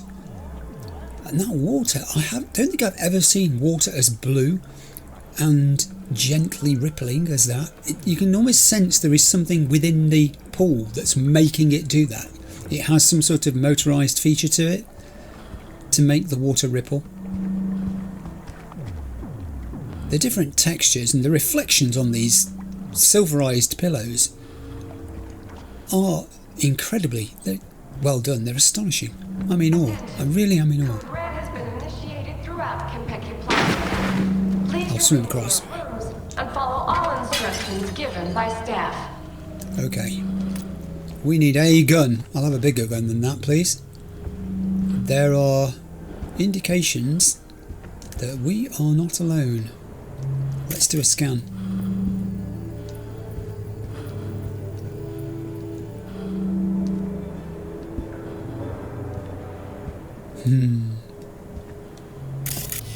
Here we go. deal with the guards. I will. I shall. So here's one. We'll tag you. Here's two. We'll tag you. The implication of what Jackie said is that there are only two at this point. There's Jackie. He looks like he's got the one on the left. I will therefore take the one on the right.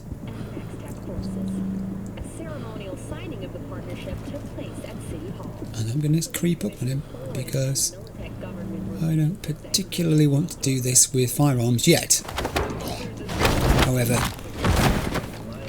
we'll do it that way. What do we have here? Big catch. Careful. Attention. Thank you. Maybe swarming outside. Got it. Please remain in your rooms and follow all instructions given by staff. Oh boy, are we in trouble here. This is going to be some exit strategy. I will take that. Have got to keep an eye on my weight. 75-200 is well. That's okay. I'll take the Eurodollars. I'll take that. I will not collect that champagne bucket. I will, however, read this shard. Forgive my pronunciation. Yokai, Japanese demons of yesterday and today. They make their homes on mountaintops, in rivers and oceans, on city streets, and on every mega building floor with the number 4 in it, even in your washing machine or info visor. Some appear in concrete places, while others simply haunt a specific person. They're there when you hear a strange noise in the middle of the desert. They're there when you feel like someone's watching you, although there's not a soul in sight. They're there when you glimpse something out of the corner of your eye, something nobody else seems to notice, but you were just at the Ripperdocs for your checkup. The yokai first appeared in Japanese literature in the year 797. These mysterious beings, though closely linked to the invisible realm of the dead, have been alive in the Japanese consciousness from the very birth of animism. It's not that the Japanese believe in the yokai, they simply know the yokai exist. In addition to phantoms, ogres and other mysterious phenomena, the yokai also include a group of shape-shifting demons called obake or bakemono. The bakemono are said to sometimes take the form of faceless person, a one-eyed scarecrow or an animal. It's said that when a cat reaches a certain age, it becomes a bakenoko. These yokai are able to walk on their 2 hind legs, speak and dance, assume human form, or even devour their owners and take their place. The bakenoko sometimes visit people in their sleep or even wake the dead. All they have to do is hop over a corpse to bring it suddenly back to life. However, the demons are capable of much, much more.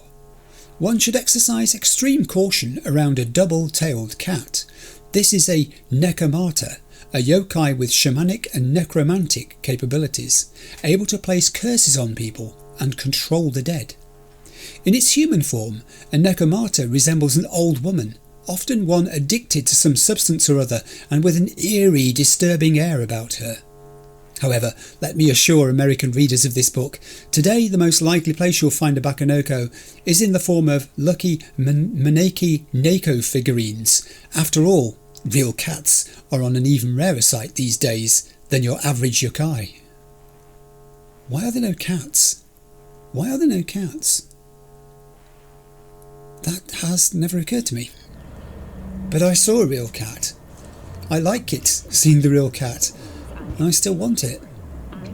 Jackie looks... I'm going to assess Jackie's condition. Let's stand here. He has taken a wound, a single shot by the looks of it, to the stomach. He's on his feet. He looks a bit... It could be the lighting in here. He looks a bit pale. And I think that's him breathing heavily that I can hear. Alright, my friend. Enough. Let's continue our journey. I will collect the ammunition, however. Code Red has been initiated throughout Konpeki Plaza. Please remain in your rooms and follow all instructions given by staff. Well, at least that means that the corridors are likely to be empty of people on our way down. Which way do we go from here, is my question. Oh, this is another terminal. Why can I connect into this? Oh, it's another puzzle.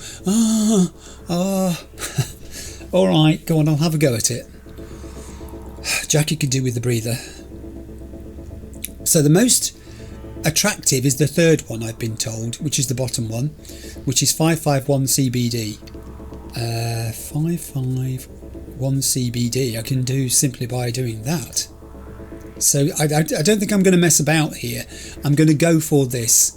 I've got four things though. So can I do a BD? I'm going to just do the bottom one. I want to keep moving a little. 5515 BD. I've installed expert data mine. Extract quick hacks and quick hack crafting specs. That will do. So I'm going to exit the interface at that point. I'm not going to worry about trying for the others at this time. Good. It's just practice, you know, it's just having practice.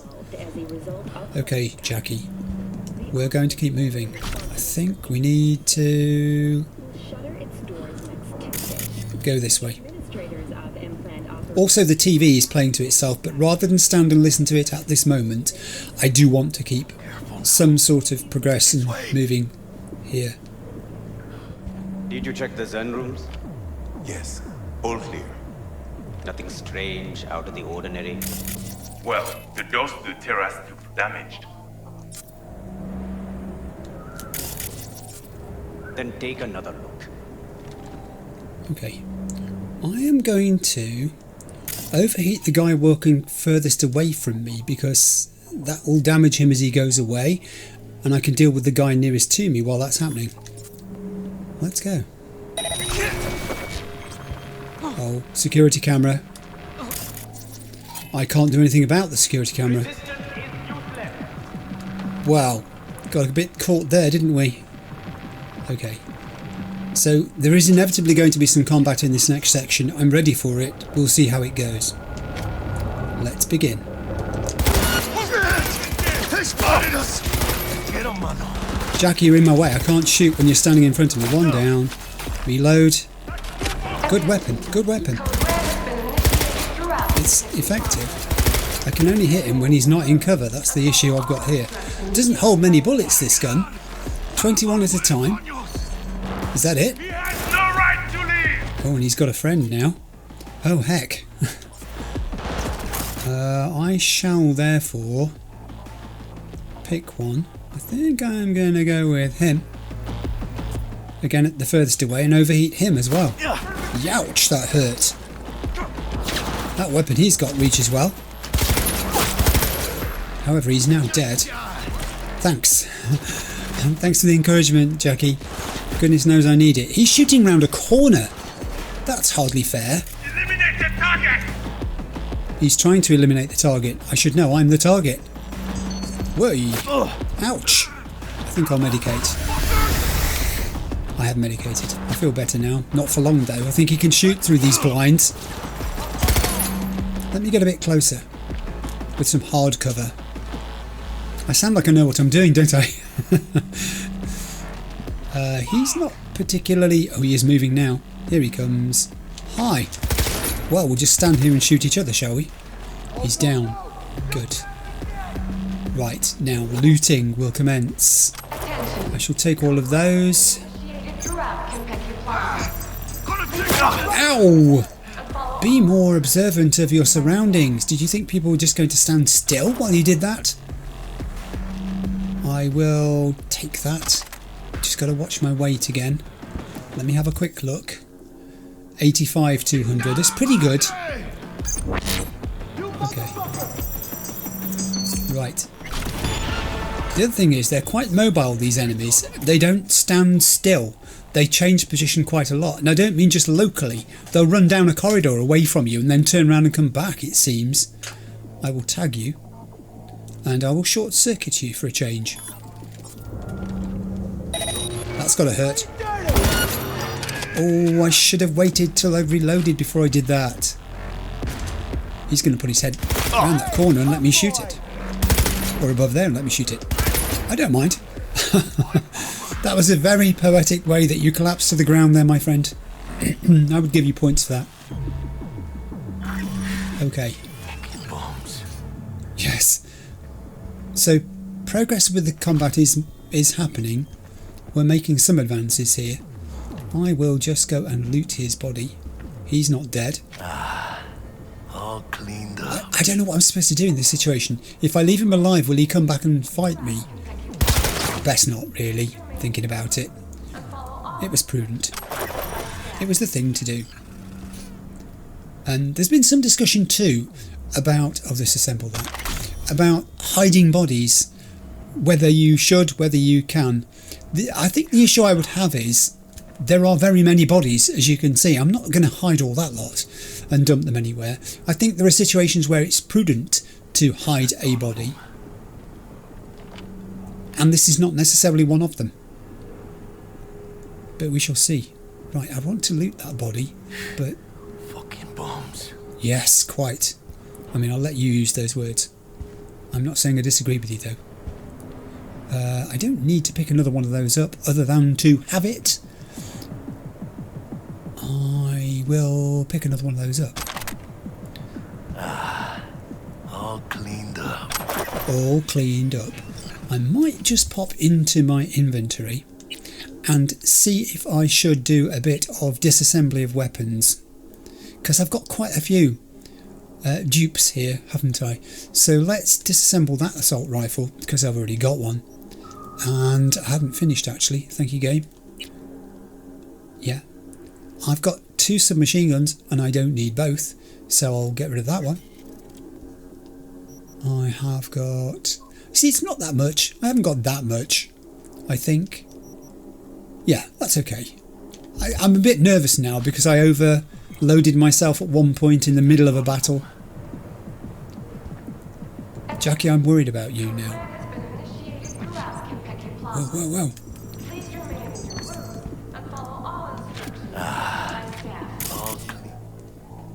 I can turn that surveillance camera off, or I can take control of it. Let's take control of it and use it to have a look around. What can we gain by doing so? I can scan while I'm doing this. I can look for enemies. Holospheres are explosive? I didn't know that. That's a useful thing to know.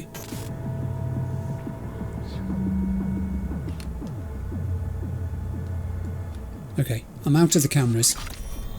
But what I will do with that camera is turn it off, so the enemy can't use it to help them find me.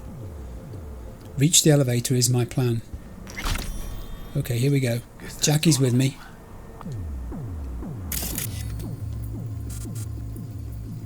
He's just issuing little gentle encouragements here, and the occasional expletive. All cleaned up. And the occasional congratulatory sigh of relief. Fucking bombs. Okay.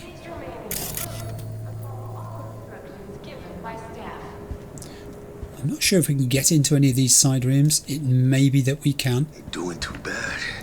Guess that's all of them. What happens when you shoot a bullet at one of these windows? Nothing. I do like, actually, this honeycombed pattern that they've got on the glass throughout this place. I've spotted it 2 or 3 times now. Bombs. Quite. I know I'm going backwards on myself. I've just asked myself a question about whether it's possible to get into any of these rooms. Okay. Let's continue forwards. I'm glad I went backwards. I've picked up some tier 3 components. Okay.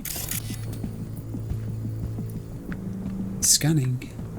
Scanning is such fun. I think I'm scanning a lot more now than I was when I first started, because I didn't even understand how it worked particularly then. Now, if anything, I'm getting addicted to scanning, but not cigars. Not at all. We can go in here. Whoa. Probably better scan then. There are objects in there. There is a computer terminal which I cannot use here. I'm itching to find a computer that I can actually use. I'll take the crystal decanter. Why not? I don't know that I'm going to do collection of loot for the purpose of trophy hunting, really, I suppose you'd call it. We'll see. Oh, it's twins. Ah, how lovely for their mother. I'm going to hurt you, though, because you're going to hurt me. And it becomes a case of who would like to go first. He's tracing me. However, I can... Can I do that again to the same one? I think I can. That will take him out, surely. Yes, he's gone. And I can reboot the optics on this one. That'll confuse him to heck. And give me time to pop round the corner and shoot him. Whoa! I did it again. I didn't reload before I did it. Okay, now it's a firefight. Well, this is going to happen occasionally, isn't it? Join in, Jackie. Well, between us, it was a team effort. Between us, we managed it. Yet another body lands in a very strange, contorted position. I will take that. And I will take this. I can hear voices. There's plenty of these people still about. I know, it's awful. I'll have a drink to celebrate. 2, in fact. And I'll get down. All cleaned up. I like it when he says that. It's so reassuring. It does make you feel like you've achieved something, which is good, you know, for me, because it's me. I have mentioned this before. I don't want to completely shut the door on using traditional weapons in combat, but I also want to be able to use cyberware and the good things that it brings, and I found a shard. Here we go. Water, Chrome and Blood, the Fourth Corporate War. It is truly remarkable that the large-scale bloodshed of the Fourth Corporate War began first as a simple rivalry between two ocean exploitation corporations, Sino and OTEC. Both companies vied for the controlling stake of the failing IHA Corporation. OTEC commissioned Militech to secure its business interests and perform certain special operations. Sino, in turn, signed a cooperation agreement with the Arasaka Corporation with a similar aim. When circumstances at last called for both colossal and prideful security corporations to clash in open combat, the Fourth Corporate War had officially begun. Yet, as is usually the case with corporate conflicts, the onset proved subtle. Arasaka disables a Militech transport. Militech allegedly eliminates a high-ranking official of an Arasaka client. Both sides engage in frequent sabotage and data theft operations. Net runners from both sides infiltrate data forts to sow confusion, gather intel, and cause chaos in the stock markets. Though none would have thought it possible in those early months, the Arasaka-Militech conflict truly jeopardised the stability of the world economy, making the threat of complete economic collapse all too real. For this reason, Netwatch introduced a communications embargo on both corporations. This did little to slow the conflict's pace, however. While Sino and OTEC had unilaterally reached a settlement through peace talks, tensions between Arasaka and Militech continued to rise. This separation from the ocean dispute marks the beginning of the Fourth Corporate War's second phase, the so-called Shadow War. Military clashes between Militech and Arasaka were notoriously bloody, brutal and without mercy. They waged their most damaging campaigns on the net. Arasaka and Militech netrunners launched attacks with the help of viruses that were often highly experimental. What's more, they created lethal ice measures and AI-like programs that could lurk in dark corners of the net for long periods to launch strikes at the most opportune times. By the second half of 2022, Arasaka and Militech entered the final phase of the conflict, where both sides used every resource and strategy at their disposal. The hot war had begun. Around this time, the net that the world had known for years ceased to exist, and mercenaries hired by both corporations were slaughtered in open warfare by cutting-edge weapons technology. Then, in the war's most shocking and iconic turning point, the coup de grace came when an unknown group of mercenaries detonated a nuclear device at Arasaka's Night City headquarters. Shortly after the blast, bowing under increased pressure from Japanese government, Arasaka laid down its arms and withdrew from many of its strategic positions, but most noticeably in Night City. Victory belonged to Militech, but it came at a heavy cost. Wow, It really was nearly a world-ending event. I'm shocked. I need to get my gun and go back to where I was. I've seen you guys. I don't want to pick your body up. We've had a discussion about picking bodies up. Has been initiated throughout Konpeki I know. Plaza. Please remain in your rooms and follow all instructions given by staff. Why am I crouching down too? Oh, hang on, that wasn't very clever. I just ran round a corner there thinking that Jackie would be waiting and he was not. Okay, double doors. We've got to go that way, clearly. Jackie's behind me, or is he gone through there already? I think he might have. Okay. Keep it calm. Or those puddles. Indeed. How many of them are there? There are 2. So is it a 1 each job? No, there are 3. Okay, okay. There are 3. So what we'll do is I'm gonna overheat this dude. I'm gonna reload my weapon's already reloaded. And now we'll start. This is all good. We can take them one at a time. Yeah, he's busy. He's overheating and you're shooting at me, but I'm going to shoot you back. And we're down.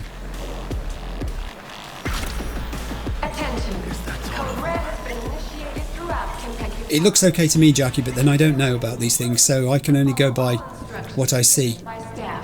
I will take the heavy ammo. I hope it's not that heavy. Bombs. Yes, all right. He's always insulting people. Have you noticed? He's always insulting them. I will take these weapons, I guess, not bother to equip them. All cleaned up. He likes to say that. It's his standard reassuring phrase. You're doing well. All cleaned up. Right. I don't think we can actually get into that building. Gosh, the pollen is making my nose itch again today. I don't think we can get into that room. And if we can, I'm not too worried about doing so.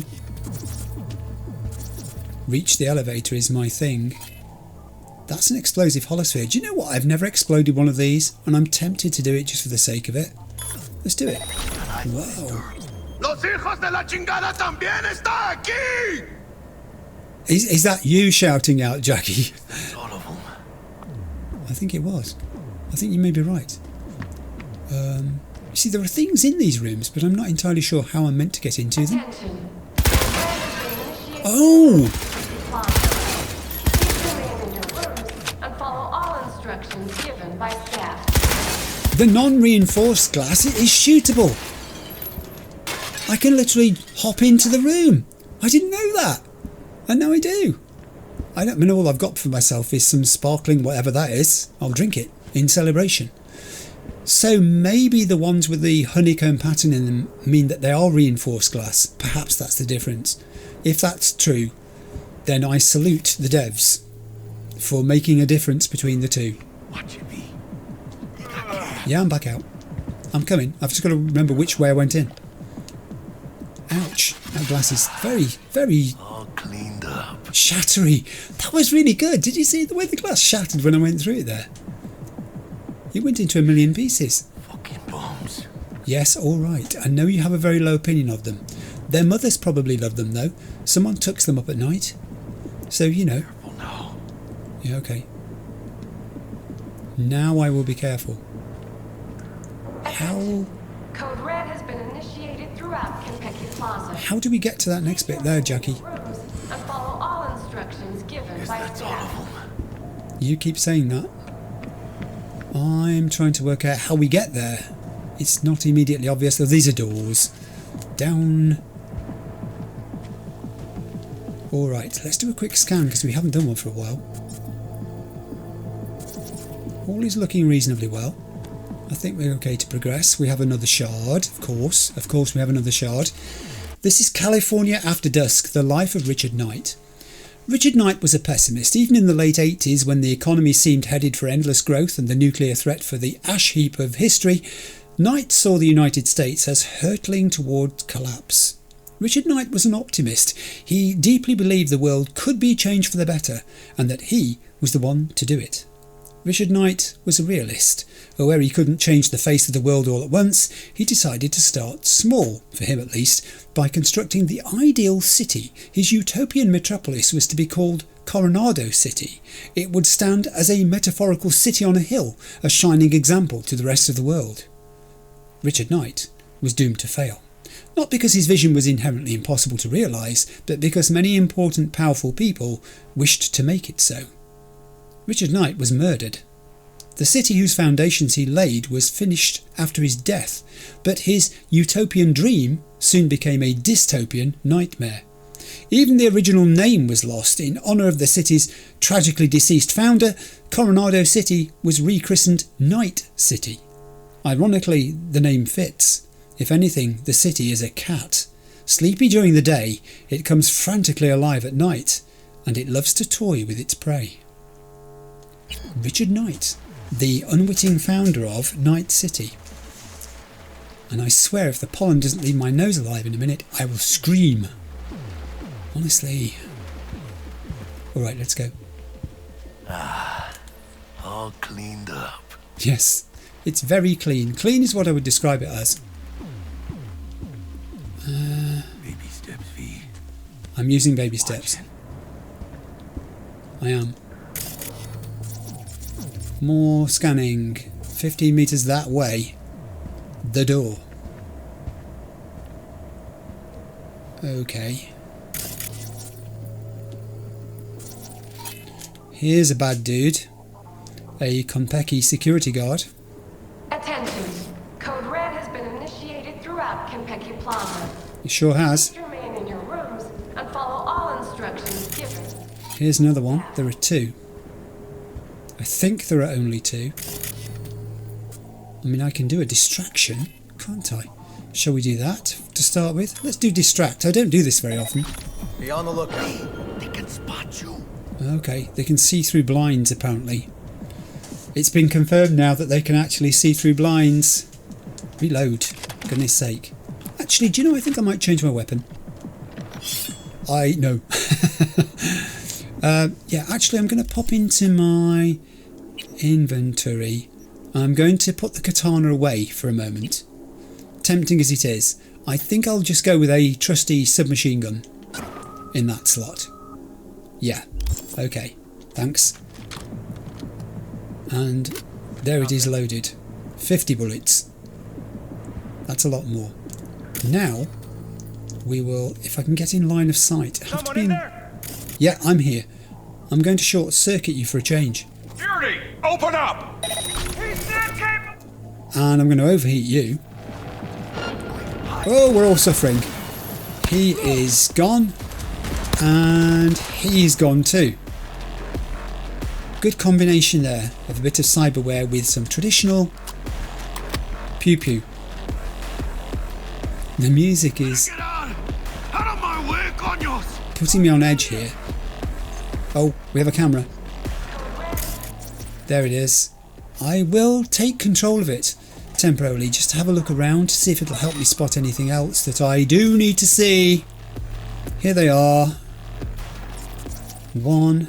Is that another one there? Yes, it is. Another one there. I can overload them from a distance. So why not? I don't even have to get close to start doing damage to them.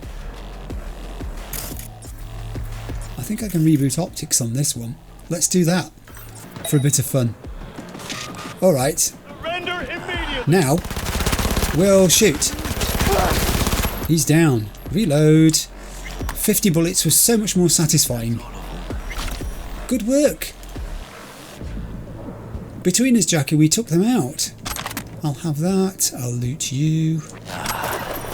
All cleaned up. I will disassemble that. And I will loot you. Again, I'm not worried about picking up bodies. I think when there are so many of them, and I'm not being disrespectful to the bodies, I'm just seeing there's a lot of them. Hiding one when you've dispensed 30 of them, it seems futile. Unless it's obvious that it's going to be important in a particular situation, I think I'll defer to just leaving them where they are. The cleaners, there are cleaners in the building. They'll get some overtime. There, I knew there'd be a positive in all this. I'm glad I found it. Okay. Cleaned up. Yes, it is. The glass in this room looks like the glass in the other rooms, where I don't need to because it has a modern invention called a door that I can go through. So I don't have to destroy everything. I will take that, and I will take all of that as well, and I'll do a quick scan. That's all of them. It is all of them. Jackie's lines in this particular situation become quite repetitive in that he's obviously got a limited number of phrases that he can speak. Fucking bombs. Yeah, they are. The number of times you've called them that, I think you need to expand your cursing vocabulary. Cursing with Jackie. A 32-part course. Sign up now. All cleaned up. Yes. Cleaning with Jackie. The bonus episode. I'll have those. I'm not going to drink them. All of them. I think so. And I think we've reached the elevator. Have we?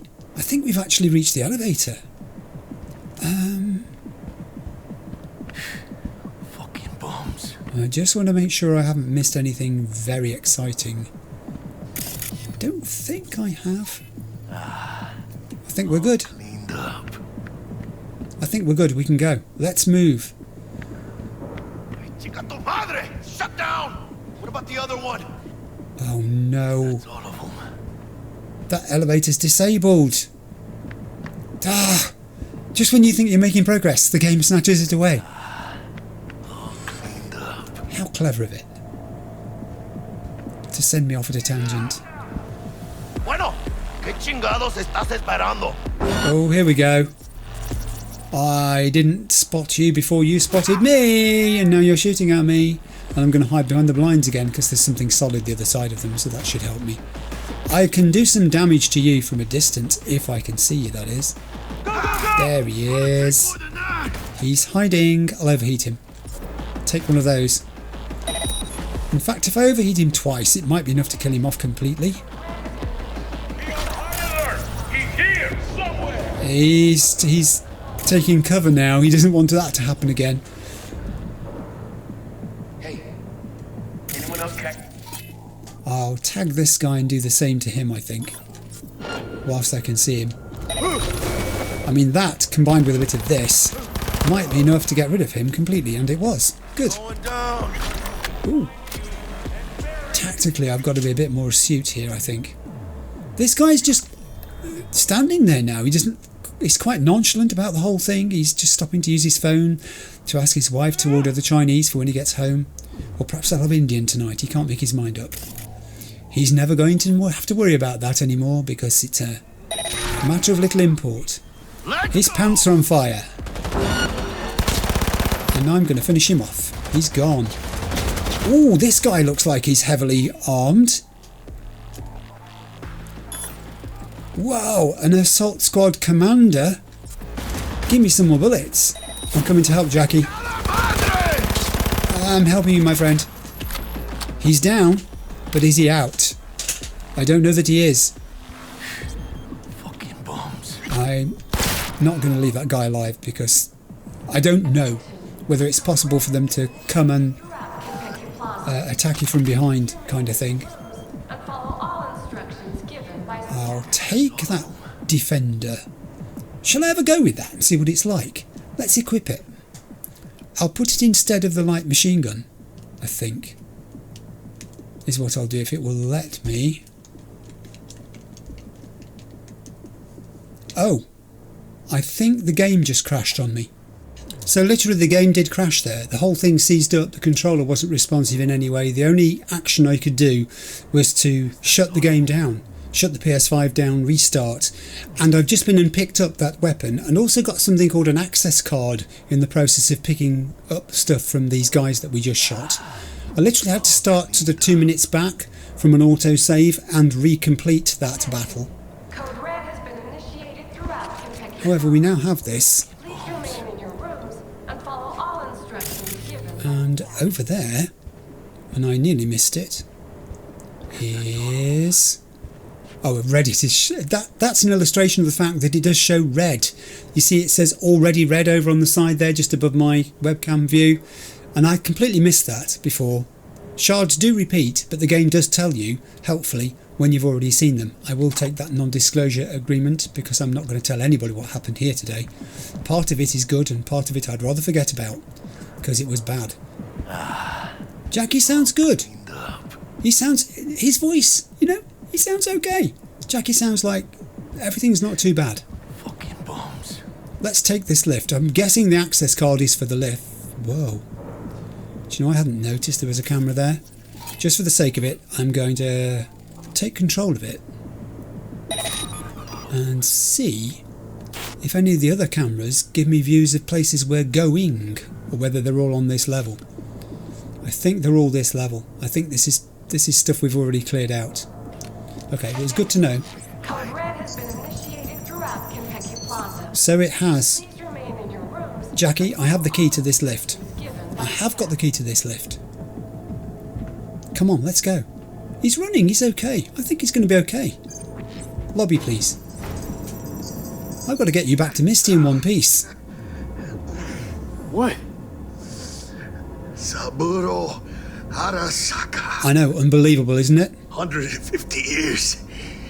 And today, of all fucking days, it's like some divine comedy shit. Okay, so far he's been sounding good, now he suddenly doesn't. Save your strength, Jackie. What do you think I'm doing? But Sylvie will get out alive. Ever the optimist, my friend. Ever the optimist. Hey, yeah, talk to T-Bug. Tell Bug, why don't you? Maybe she'd still be alive if we hadn't been so gung-fucking-ho. Don't take this out on me. Can see how the chips are falling. Oh God, when it said tell it to T-Bug, I literally thought he meant just to talk to her again, or try to. Oh. She can't be dead. She can't be dead. Oh my heaven. Let's get him, mano. Straight into trouble. Can't see him, can't tag him. I've got this. There he is. And you're tagged, and I'm automatically going to jump into overheating you, because the quicker we drop you guys, the better. That's terrible shooting. That's better shooting. Very good. Let's go! This is this gun. It seems to fire heavier ammunition. It's more effective, I think, possibly. Weapon stats is something I need to get into, but I think it's going to be more a feature of when we're into the main game itself. Hang on a second. There's a laptop there I need to come back to. I will come back to it. We're in the middle of something here at the moment.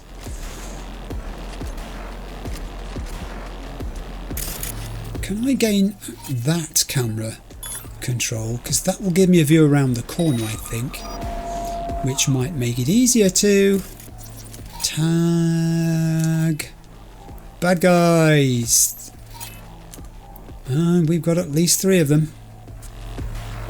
There may be more. I mean, hey, 3's not bad. Different view, there's another one. No, there isn't. Same one moving. There is one there. There. Why can't I tag you? I can see him moving because it's not him.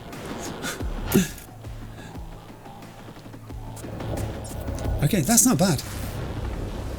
I'll settle for that view. Thank you. Come out with your hands in the air. And we'll start some offensive activity. Here we go. You can have an overheat. And whilst you're not very well, I will provide you with... Oh! This thing's got some judder to it when you fire it. Wow! A generous quantity of ammunition has been provided. Can I get around this way? I think I might be able to. Oh, what are they? Grenade! No.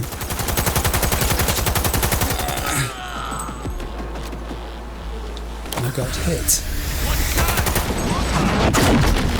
Is he down? There's another guy here. There's another guy. There he is. And I haven't tagged him yet, so I will overheat him straight away. I do like overheat. Whoa, what's he equipped with? That's astonishing stuff. If I stay in cover here, I mean, I can attract his attention a little, so that it's not all down to Jackie. He's shooting at Jackie. I'll try a short circuit on him as well, I think. Try that again. I'll try a short circuit on him as well. Let's get in a bit closer. And... oh, that did some damage. That did a lot of damage. This gun fired for ages. Netrunner 6. Okay, that's a decent gun. I quite like that gun. He's doing it again. All cleaned up. You can join the cleaners. I'll disassemble that one. I will loot you. I will disassemble that one. You can start to spot the ones that are going to ask you to disassemble them.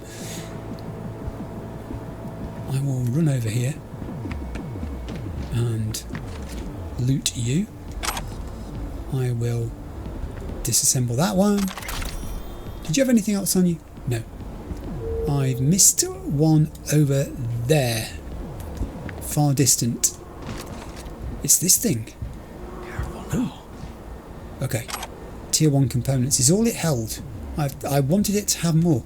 I want to go back to that desk where the laptop was located because I have feelings about it. Right, I want to return to this laptop and jack into it just to see... oh, there is a code. I'm just going to go for the bottom one, I think, which is 55 has then got to be followed by an E9, and that's got to be followed by 1C. So let's just do that, shall we? Go. 55 E9 1C. I've got the expert data mine again. I probably could have done more, but it's hot in here and I want to keep moving today in the story. It was always going to be a long episode, this one. I haven't finished with the laptop though. I want to continue to use it because I want to read these messages. Important 2.0, please read. This is from administration to reception. I have just been informed by City Hall that Konpeki Plaza will receive the Mayor of Night City and his guests. They will not be staying the night, therefore please book one of the smaller conference rooms. This information is confidential, i.e. hotel staff should not be informed. Thank you, Olivia Alcott. Olivia went on to say in her next message... no, I think this is still her, yes. Administration to reception. I think anything marked important must have come out of administration. 2 Militech representatives will arrive at the hotel this evening. Guests of Hajami Taki. Please direct them to him without delay. Same procedure as with HT's other previous contractors, i.e. exercise the utmost discretion. Turn off monitoring in the room. Do not offer any additional services. Thank you, Olivia Alcott. And files too. To do. Restaurant. This week, replacement of electrical system in rooms 2 and 3, reconfiguration of holographic projectors in room 1, check remaining issues after changing light intensity, maybe order different models, additional panel installation in the bar, inform painting team Thaynard blue is not the same as Turnbull blue, dock the new paints from the team's pay and fire Fiddly. Poor Fiddly. Warn Konpeki administration that we need another week to finish up. Don't we always need another week? Okay, we are moving. And I've got to go this way to reach the elevator to the garage, it says next. I missed bits of looting here. Why? Since the game crashed on me, I seem to be... it might be my imagination, but I seem to be finding things that I didn't know were there. I haven't really thoroughly searched this area, although I did go around it when we first came in. I don't know whether the game, in the passage of time, allows the placement of new objects based on the fact that people may have passed through the area. Watching. Yep, gotcha. I'm not missing anything crucial here that Jackie is saying to me. He's simply just G'ing us up on our route to the elevator to the garage. I don't think we've got any bad guys in this area. It doesn't look like we have. Reception is deserted. Reception is deserted at this time of night. All the staff, because we're on lockdown, have gone to some safe place. I hate to think where that will be. They're probably all in a cupboard somewhere. We have already done that. Let's go. I think they're expecting us. Okay, camera.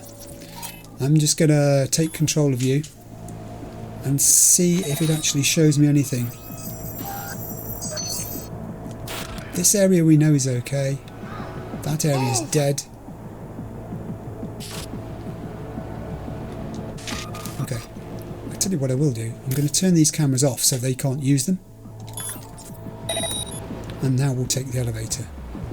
Call it. Where's that fucking elevator? It's on its way. Here we go. Do you want to go in first? He's still mobile.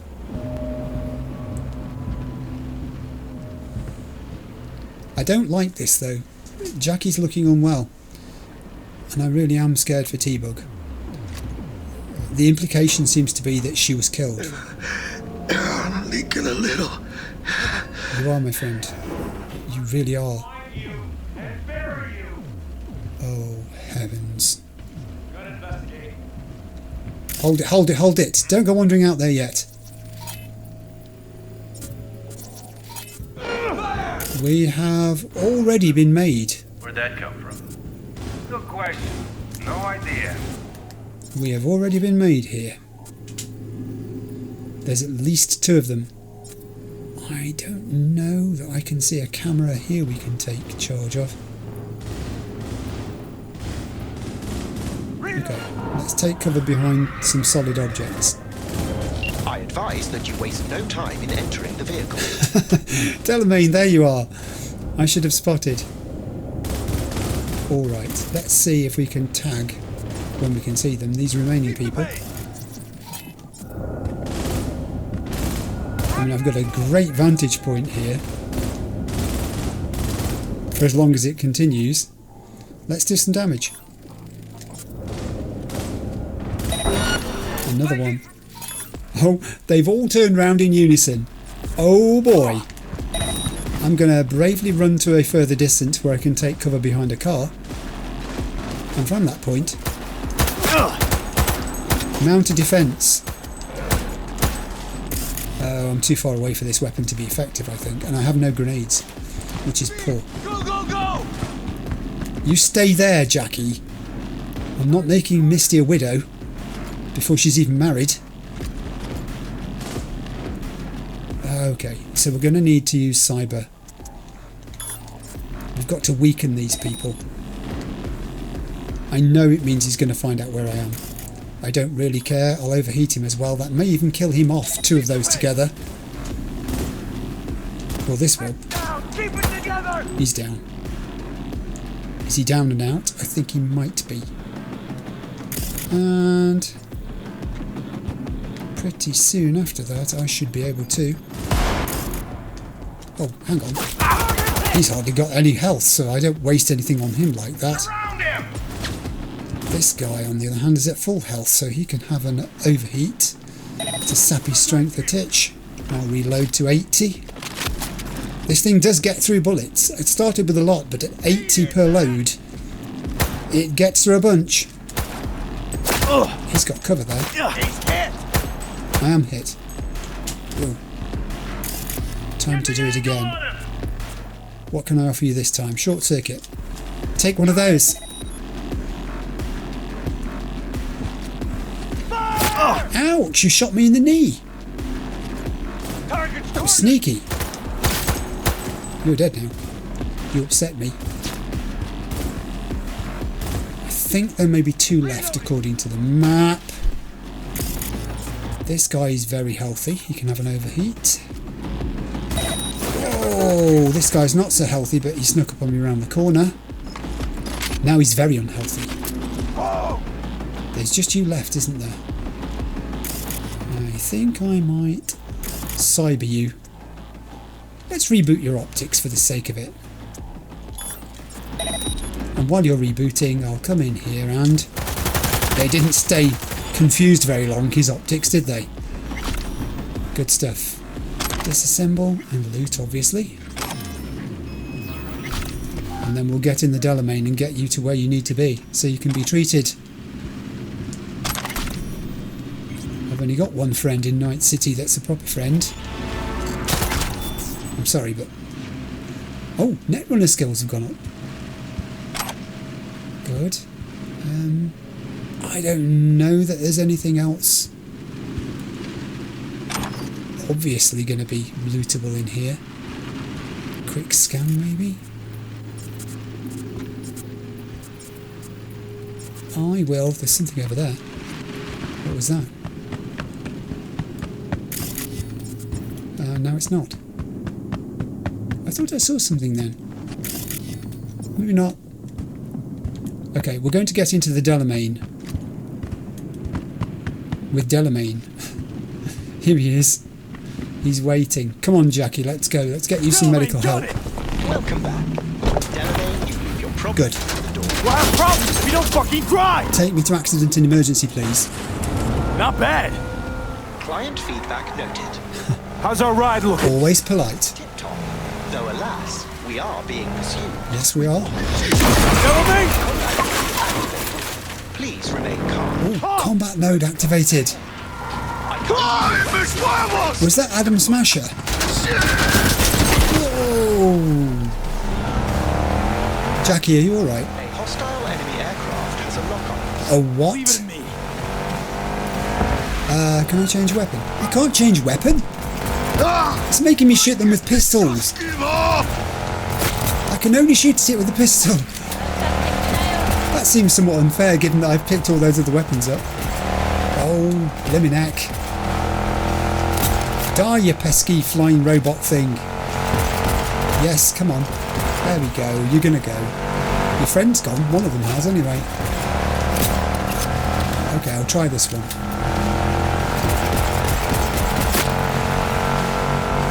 Bang! Come on! I think we've lost one. I think we've lost two. Phew. Yes. He does look pale. I've said this. Why did it do that? He does look pale. Why does the ghost, Jack? See? I told you we'd make it. We are going to make it.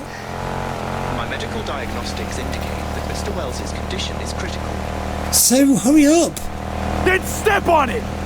I'm doing what I can. You gotta hold tight, Jackie. You hear me? Come on, big guy. Come on. I suggest you try to keep Mr. Wells conscious. I'm trying to keep him conscious. It's gonna be alright, huh? You'll see Misty, your mom, everyone you love. Yeah, think of Misty. Come on. Jackie, don't close your eyes. Misty. Oh, she know.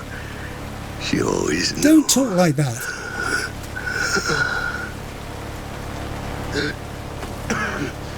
Biochip. Hold on to it. For me.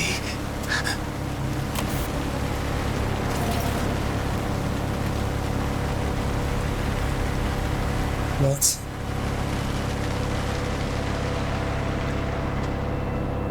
No. No.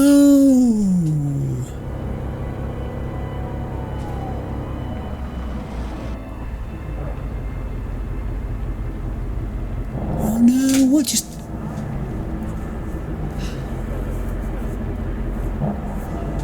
Where are we? Mr. Wells has passed. Where shall I take his remains? What?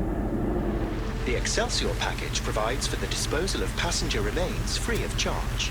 I merely require a destination.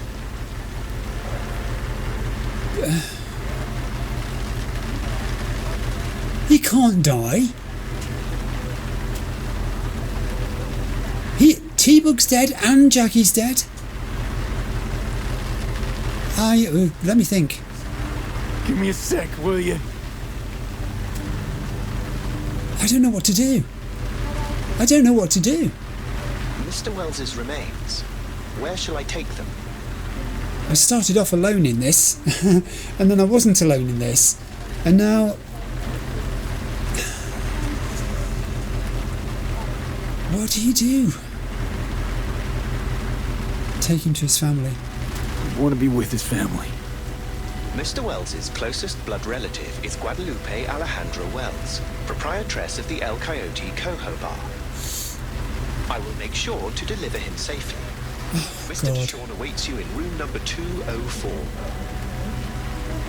Oh, Jackie. My dude. See you in the major leagues, Jack.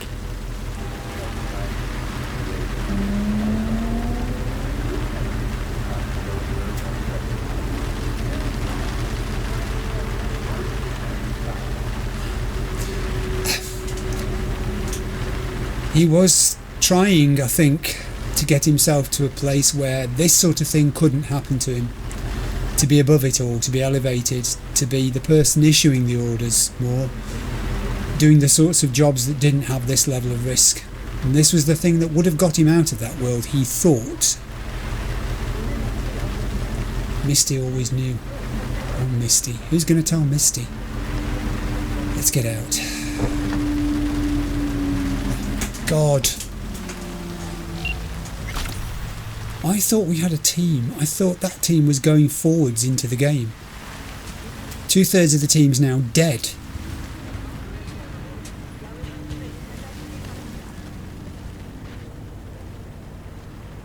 Dexter Deshawn, am I in the mood to see you?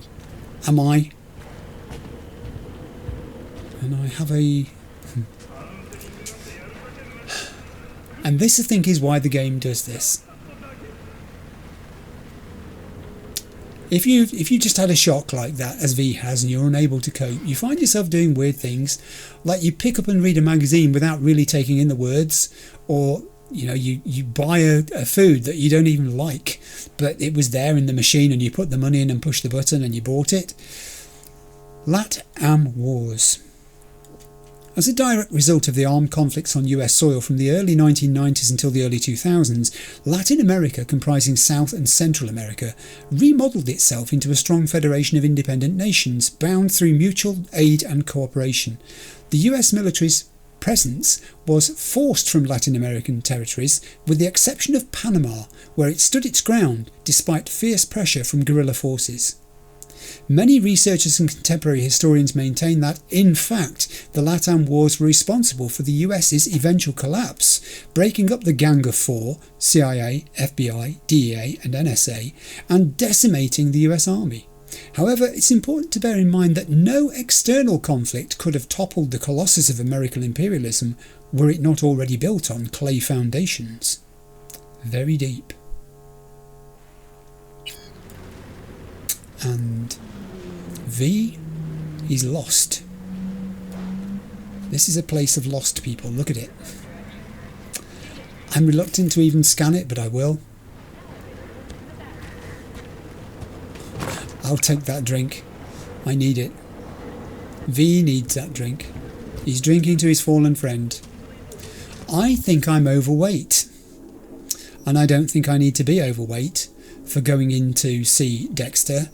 I want to be able to... Well, I'm not sure what the word is. I'm going to get rid of a bunch of submachine guns. Light machine guns. Things that I've got duplication of. Pistols. Pistol. Pistol. I just want to get my weight under the mark. That'll do for now.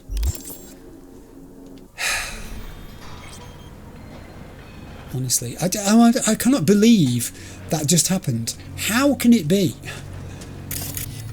I literally thought we were building a team that was going to go through the entire game. I thought Jackie and V and T-Bug were just going to go from strength to strength. Protein farms, a report. This is the sort of thing he's reading. Protein farms are currently the source of most meat and meat substitute products in Night City. Biotechnica is the clear industry leader, providing for over half of the city's demand for alternative protein.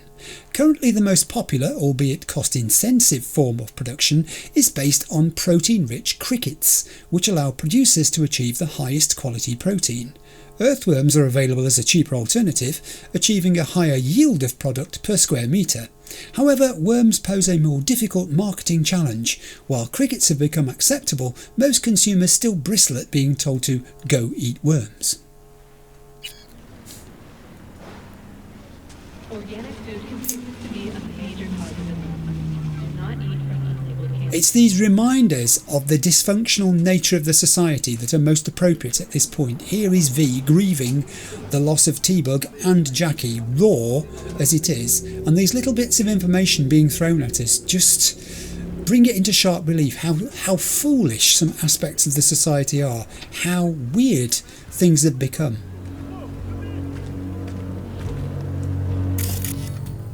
There's a sort of scientific common sense to the things that we're reading about, but a moral and tasteful approach to them which is missing. It's just, why have we reached this stage? How come has it descended to this? We're entering the no-tell motel. That sounds hopeful. I don't think there's anything in this entry area. Alright, here we go. Open the gate. Ooh. Honestly, NPCs, there's a time and place. I'm just not sure I want to speak to anybody at the moment. I suppose if I saw somebody who looked friendly, I might.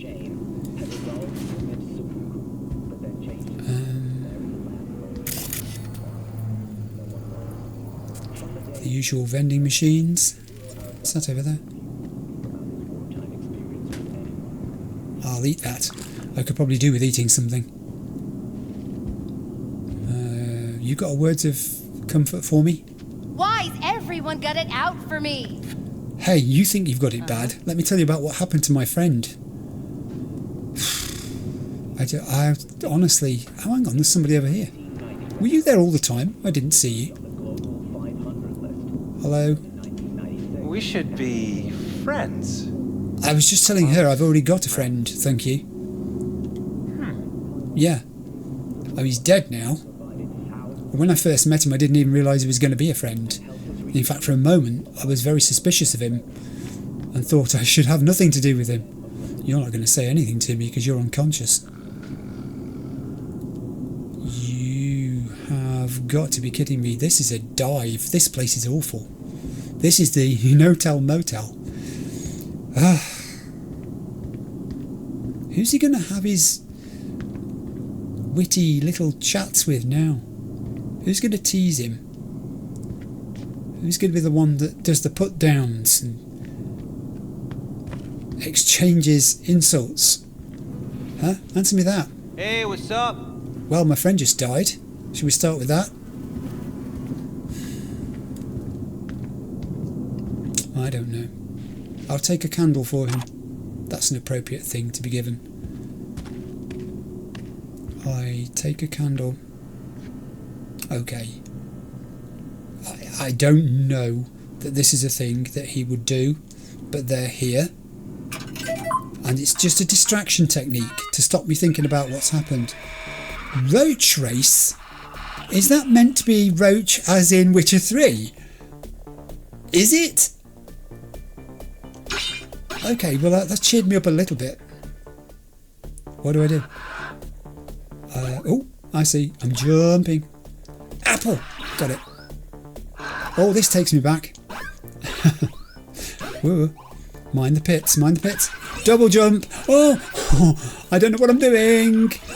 I'm just... he's broken his legs. I'll have one more go. I'm not sure this would distract V, but it's distracting me a little bit. I'll have one more go, he said, and I meant one more go too. Because I noticed there is another machine nearby. Missed one. Oh, and he ran into the... And that must be Geralt trying to catch his horse. I've just realised. That was very good. How do I exit this, please? Thank you. I mean, Jackie might find it quite appropriate that V has sat down to just do this. Oh, now this has got to be based on where we are now. Trauma drama, don't you think? Let's start a game of trauma drama. How? Oh, crikey! These are different controls. I've got it. Is there a jump? There is a jump. Okay. Oh, don't shoot you. I shoot you. Yeah. Come and get me. I'm not coming to you. Oh, this is hard. Oh, there's a medipack there. I'll go get it. No, I don't shoot you because you're a good person. I shoot the baddies. Oh, what was that? What's that thing? Oh. Ouch, that hurt. I'm surrounded. I'm taking hits. Oh, I'm dead. Yeah, I'll have one more go. Oh, one more go. Do you remember that? From when you were younger? Yeah, even I remember that from when I was younger. Younger and married. I should add quickly. One more go. My wife will be hearing me say that and she'll be saying, what were you playing? I thought we got past that stage. Wow, this thing's a missile launcher. Boom. I've got a bazooka type thing that I'm carrying. Don't shoot the civilians. We've had that problem in the last game. Oh, oh, oh, oh, oh! Oh! Okay. Stage complete! Okay, I'm gonna take that as a victory in that game. Thank you. I want to leave, yeah. The game couldn't believe I wanted to leave it. You're leaving it? You've just completed a stage? Yes, I am. That's the same game again.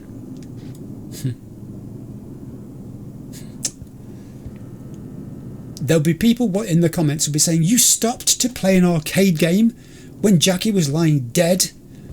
Yes, I did.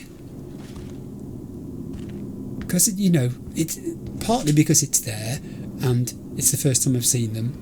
And I'd already had a hint, I think, from somebody saying there were games within the game that you could play. And partly because I kind of think the mood that V's in at the moment, he's just boiling, I think, with anger at how this has happened. It all sounds so foolish now. Dexter's plan, Evelyn and the chip. It was all just too good to be true, wasn't it? And he kind of knew it all along, I think. Take that drink. Juice is good for you. I think he sort of knew it all along. I'll take the damaged poker chip, because why not? Is that another shard? I think it might be.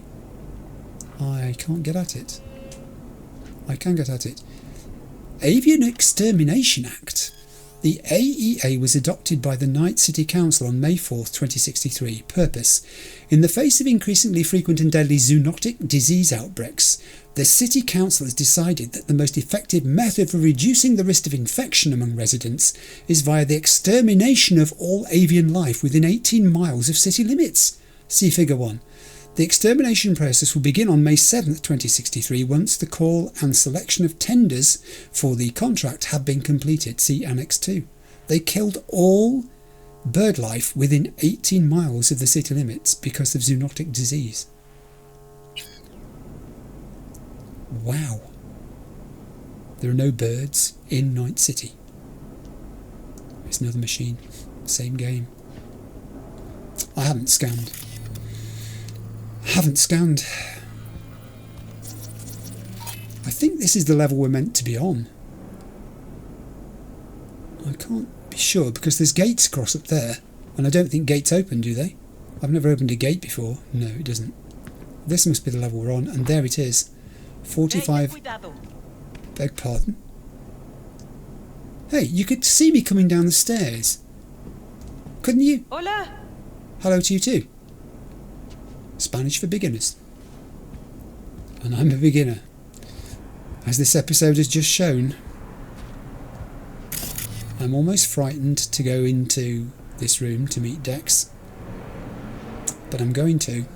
I think I've calmed down enough. I think the computer games, I'll take that, added to reading just random things, they've just calmed me down. I'm not saying I've got this death in context in my head yet. It's a shock. I was not expecting it at all. Answer the door. Let me in. Woo! He waiting. Is he? Let's check you out, Oleg. No affiliation. Good to know. I think I'm in room 204. I'm going to scan room 204 the minute I can. Stop. Ooh. The murder of Arasaka Corporation CEO Saburo Arasaka. News. The longtime head of the Japanese mega WNS, N54, even the pirate networks. You blowing up everywhere.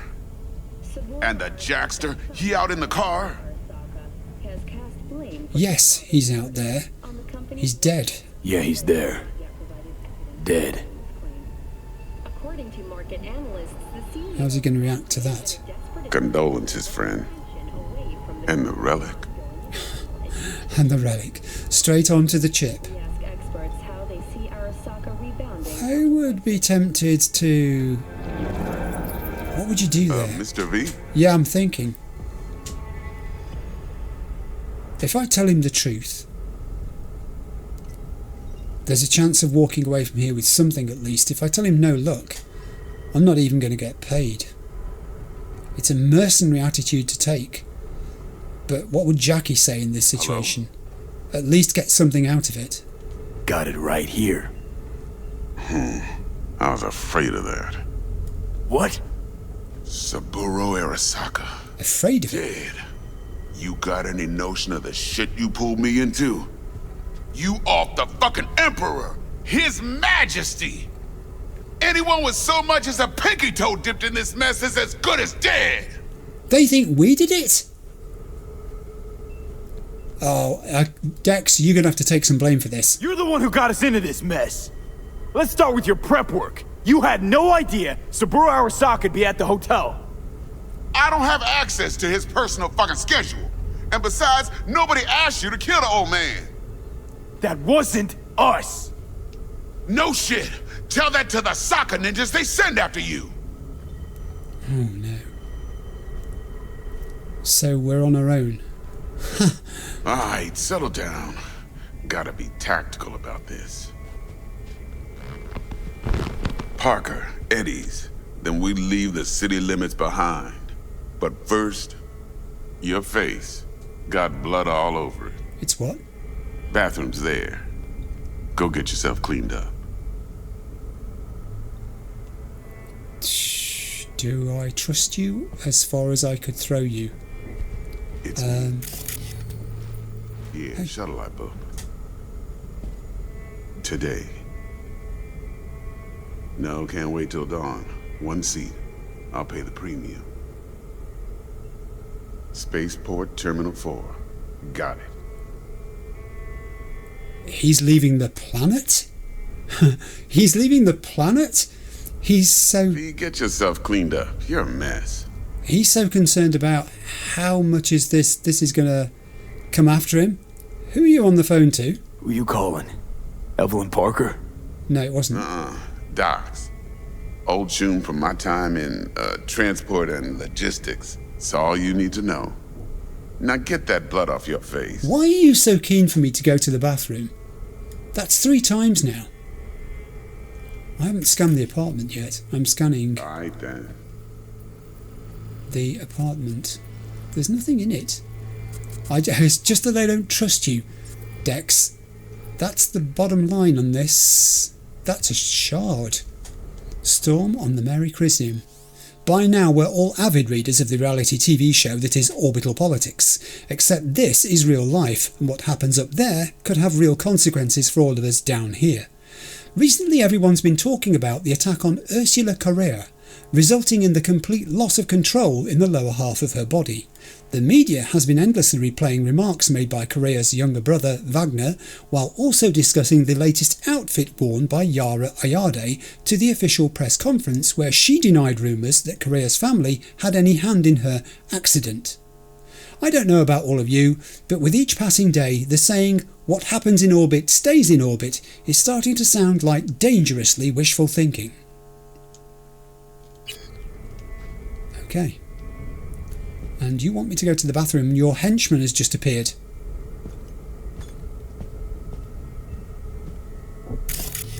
I don't like Oleg.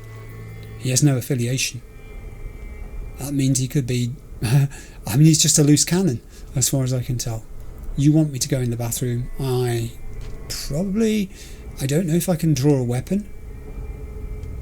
I can't. Open door. Scan bathroom. There's no one in there. That's good. Alright, I'll use the mirror. Am I really going to be covered in blood? It's not letting me do this.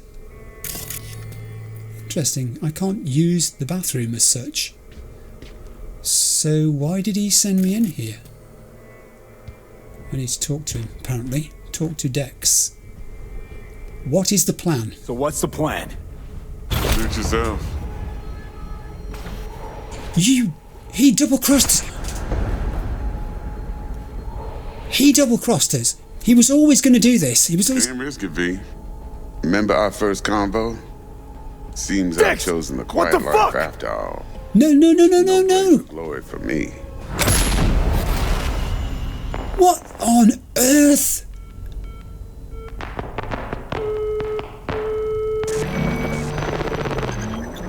We're all dead. That's the beginning of the game. Now look, I said I would stop when the prologue finished, the title screen came up. This is what people have advised me. I'm going to save here. Back with you in a second. Well, I hope you enjoyed episode 8. I had a mixed experience there, it would have to be said. I can't get my head around what just happened. In its entirety, T-Bug, Jackie, V. My pad here, which is on the desk, is going to be working overtime. I think what I need to do, it's very hot in here. It's kind of suited the discomfort that I've felt playing the game. I felt uncomfortable. The game actually did that to me, and it's not often that happens, but it did it today. I feel that way, like I need to go away, get a long cold drink, sit somewhere cooler, and just let the thoughts come and jot things down and try and organise them into some semblance of logic. Logic. How do you apply logic to what just happened there? But we must try. So yeah, that was episode 8. I'm not even going to try to summarise it in this outro, because that is a job for the intro for episode 9, which will be an intro and a half. I have a feeling already. Thank you so much for watching, and I'll hope you join me for the next one. Bye for now.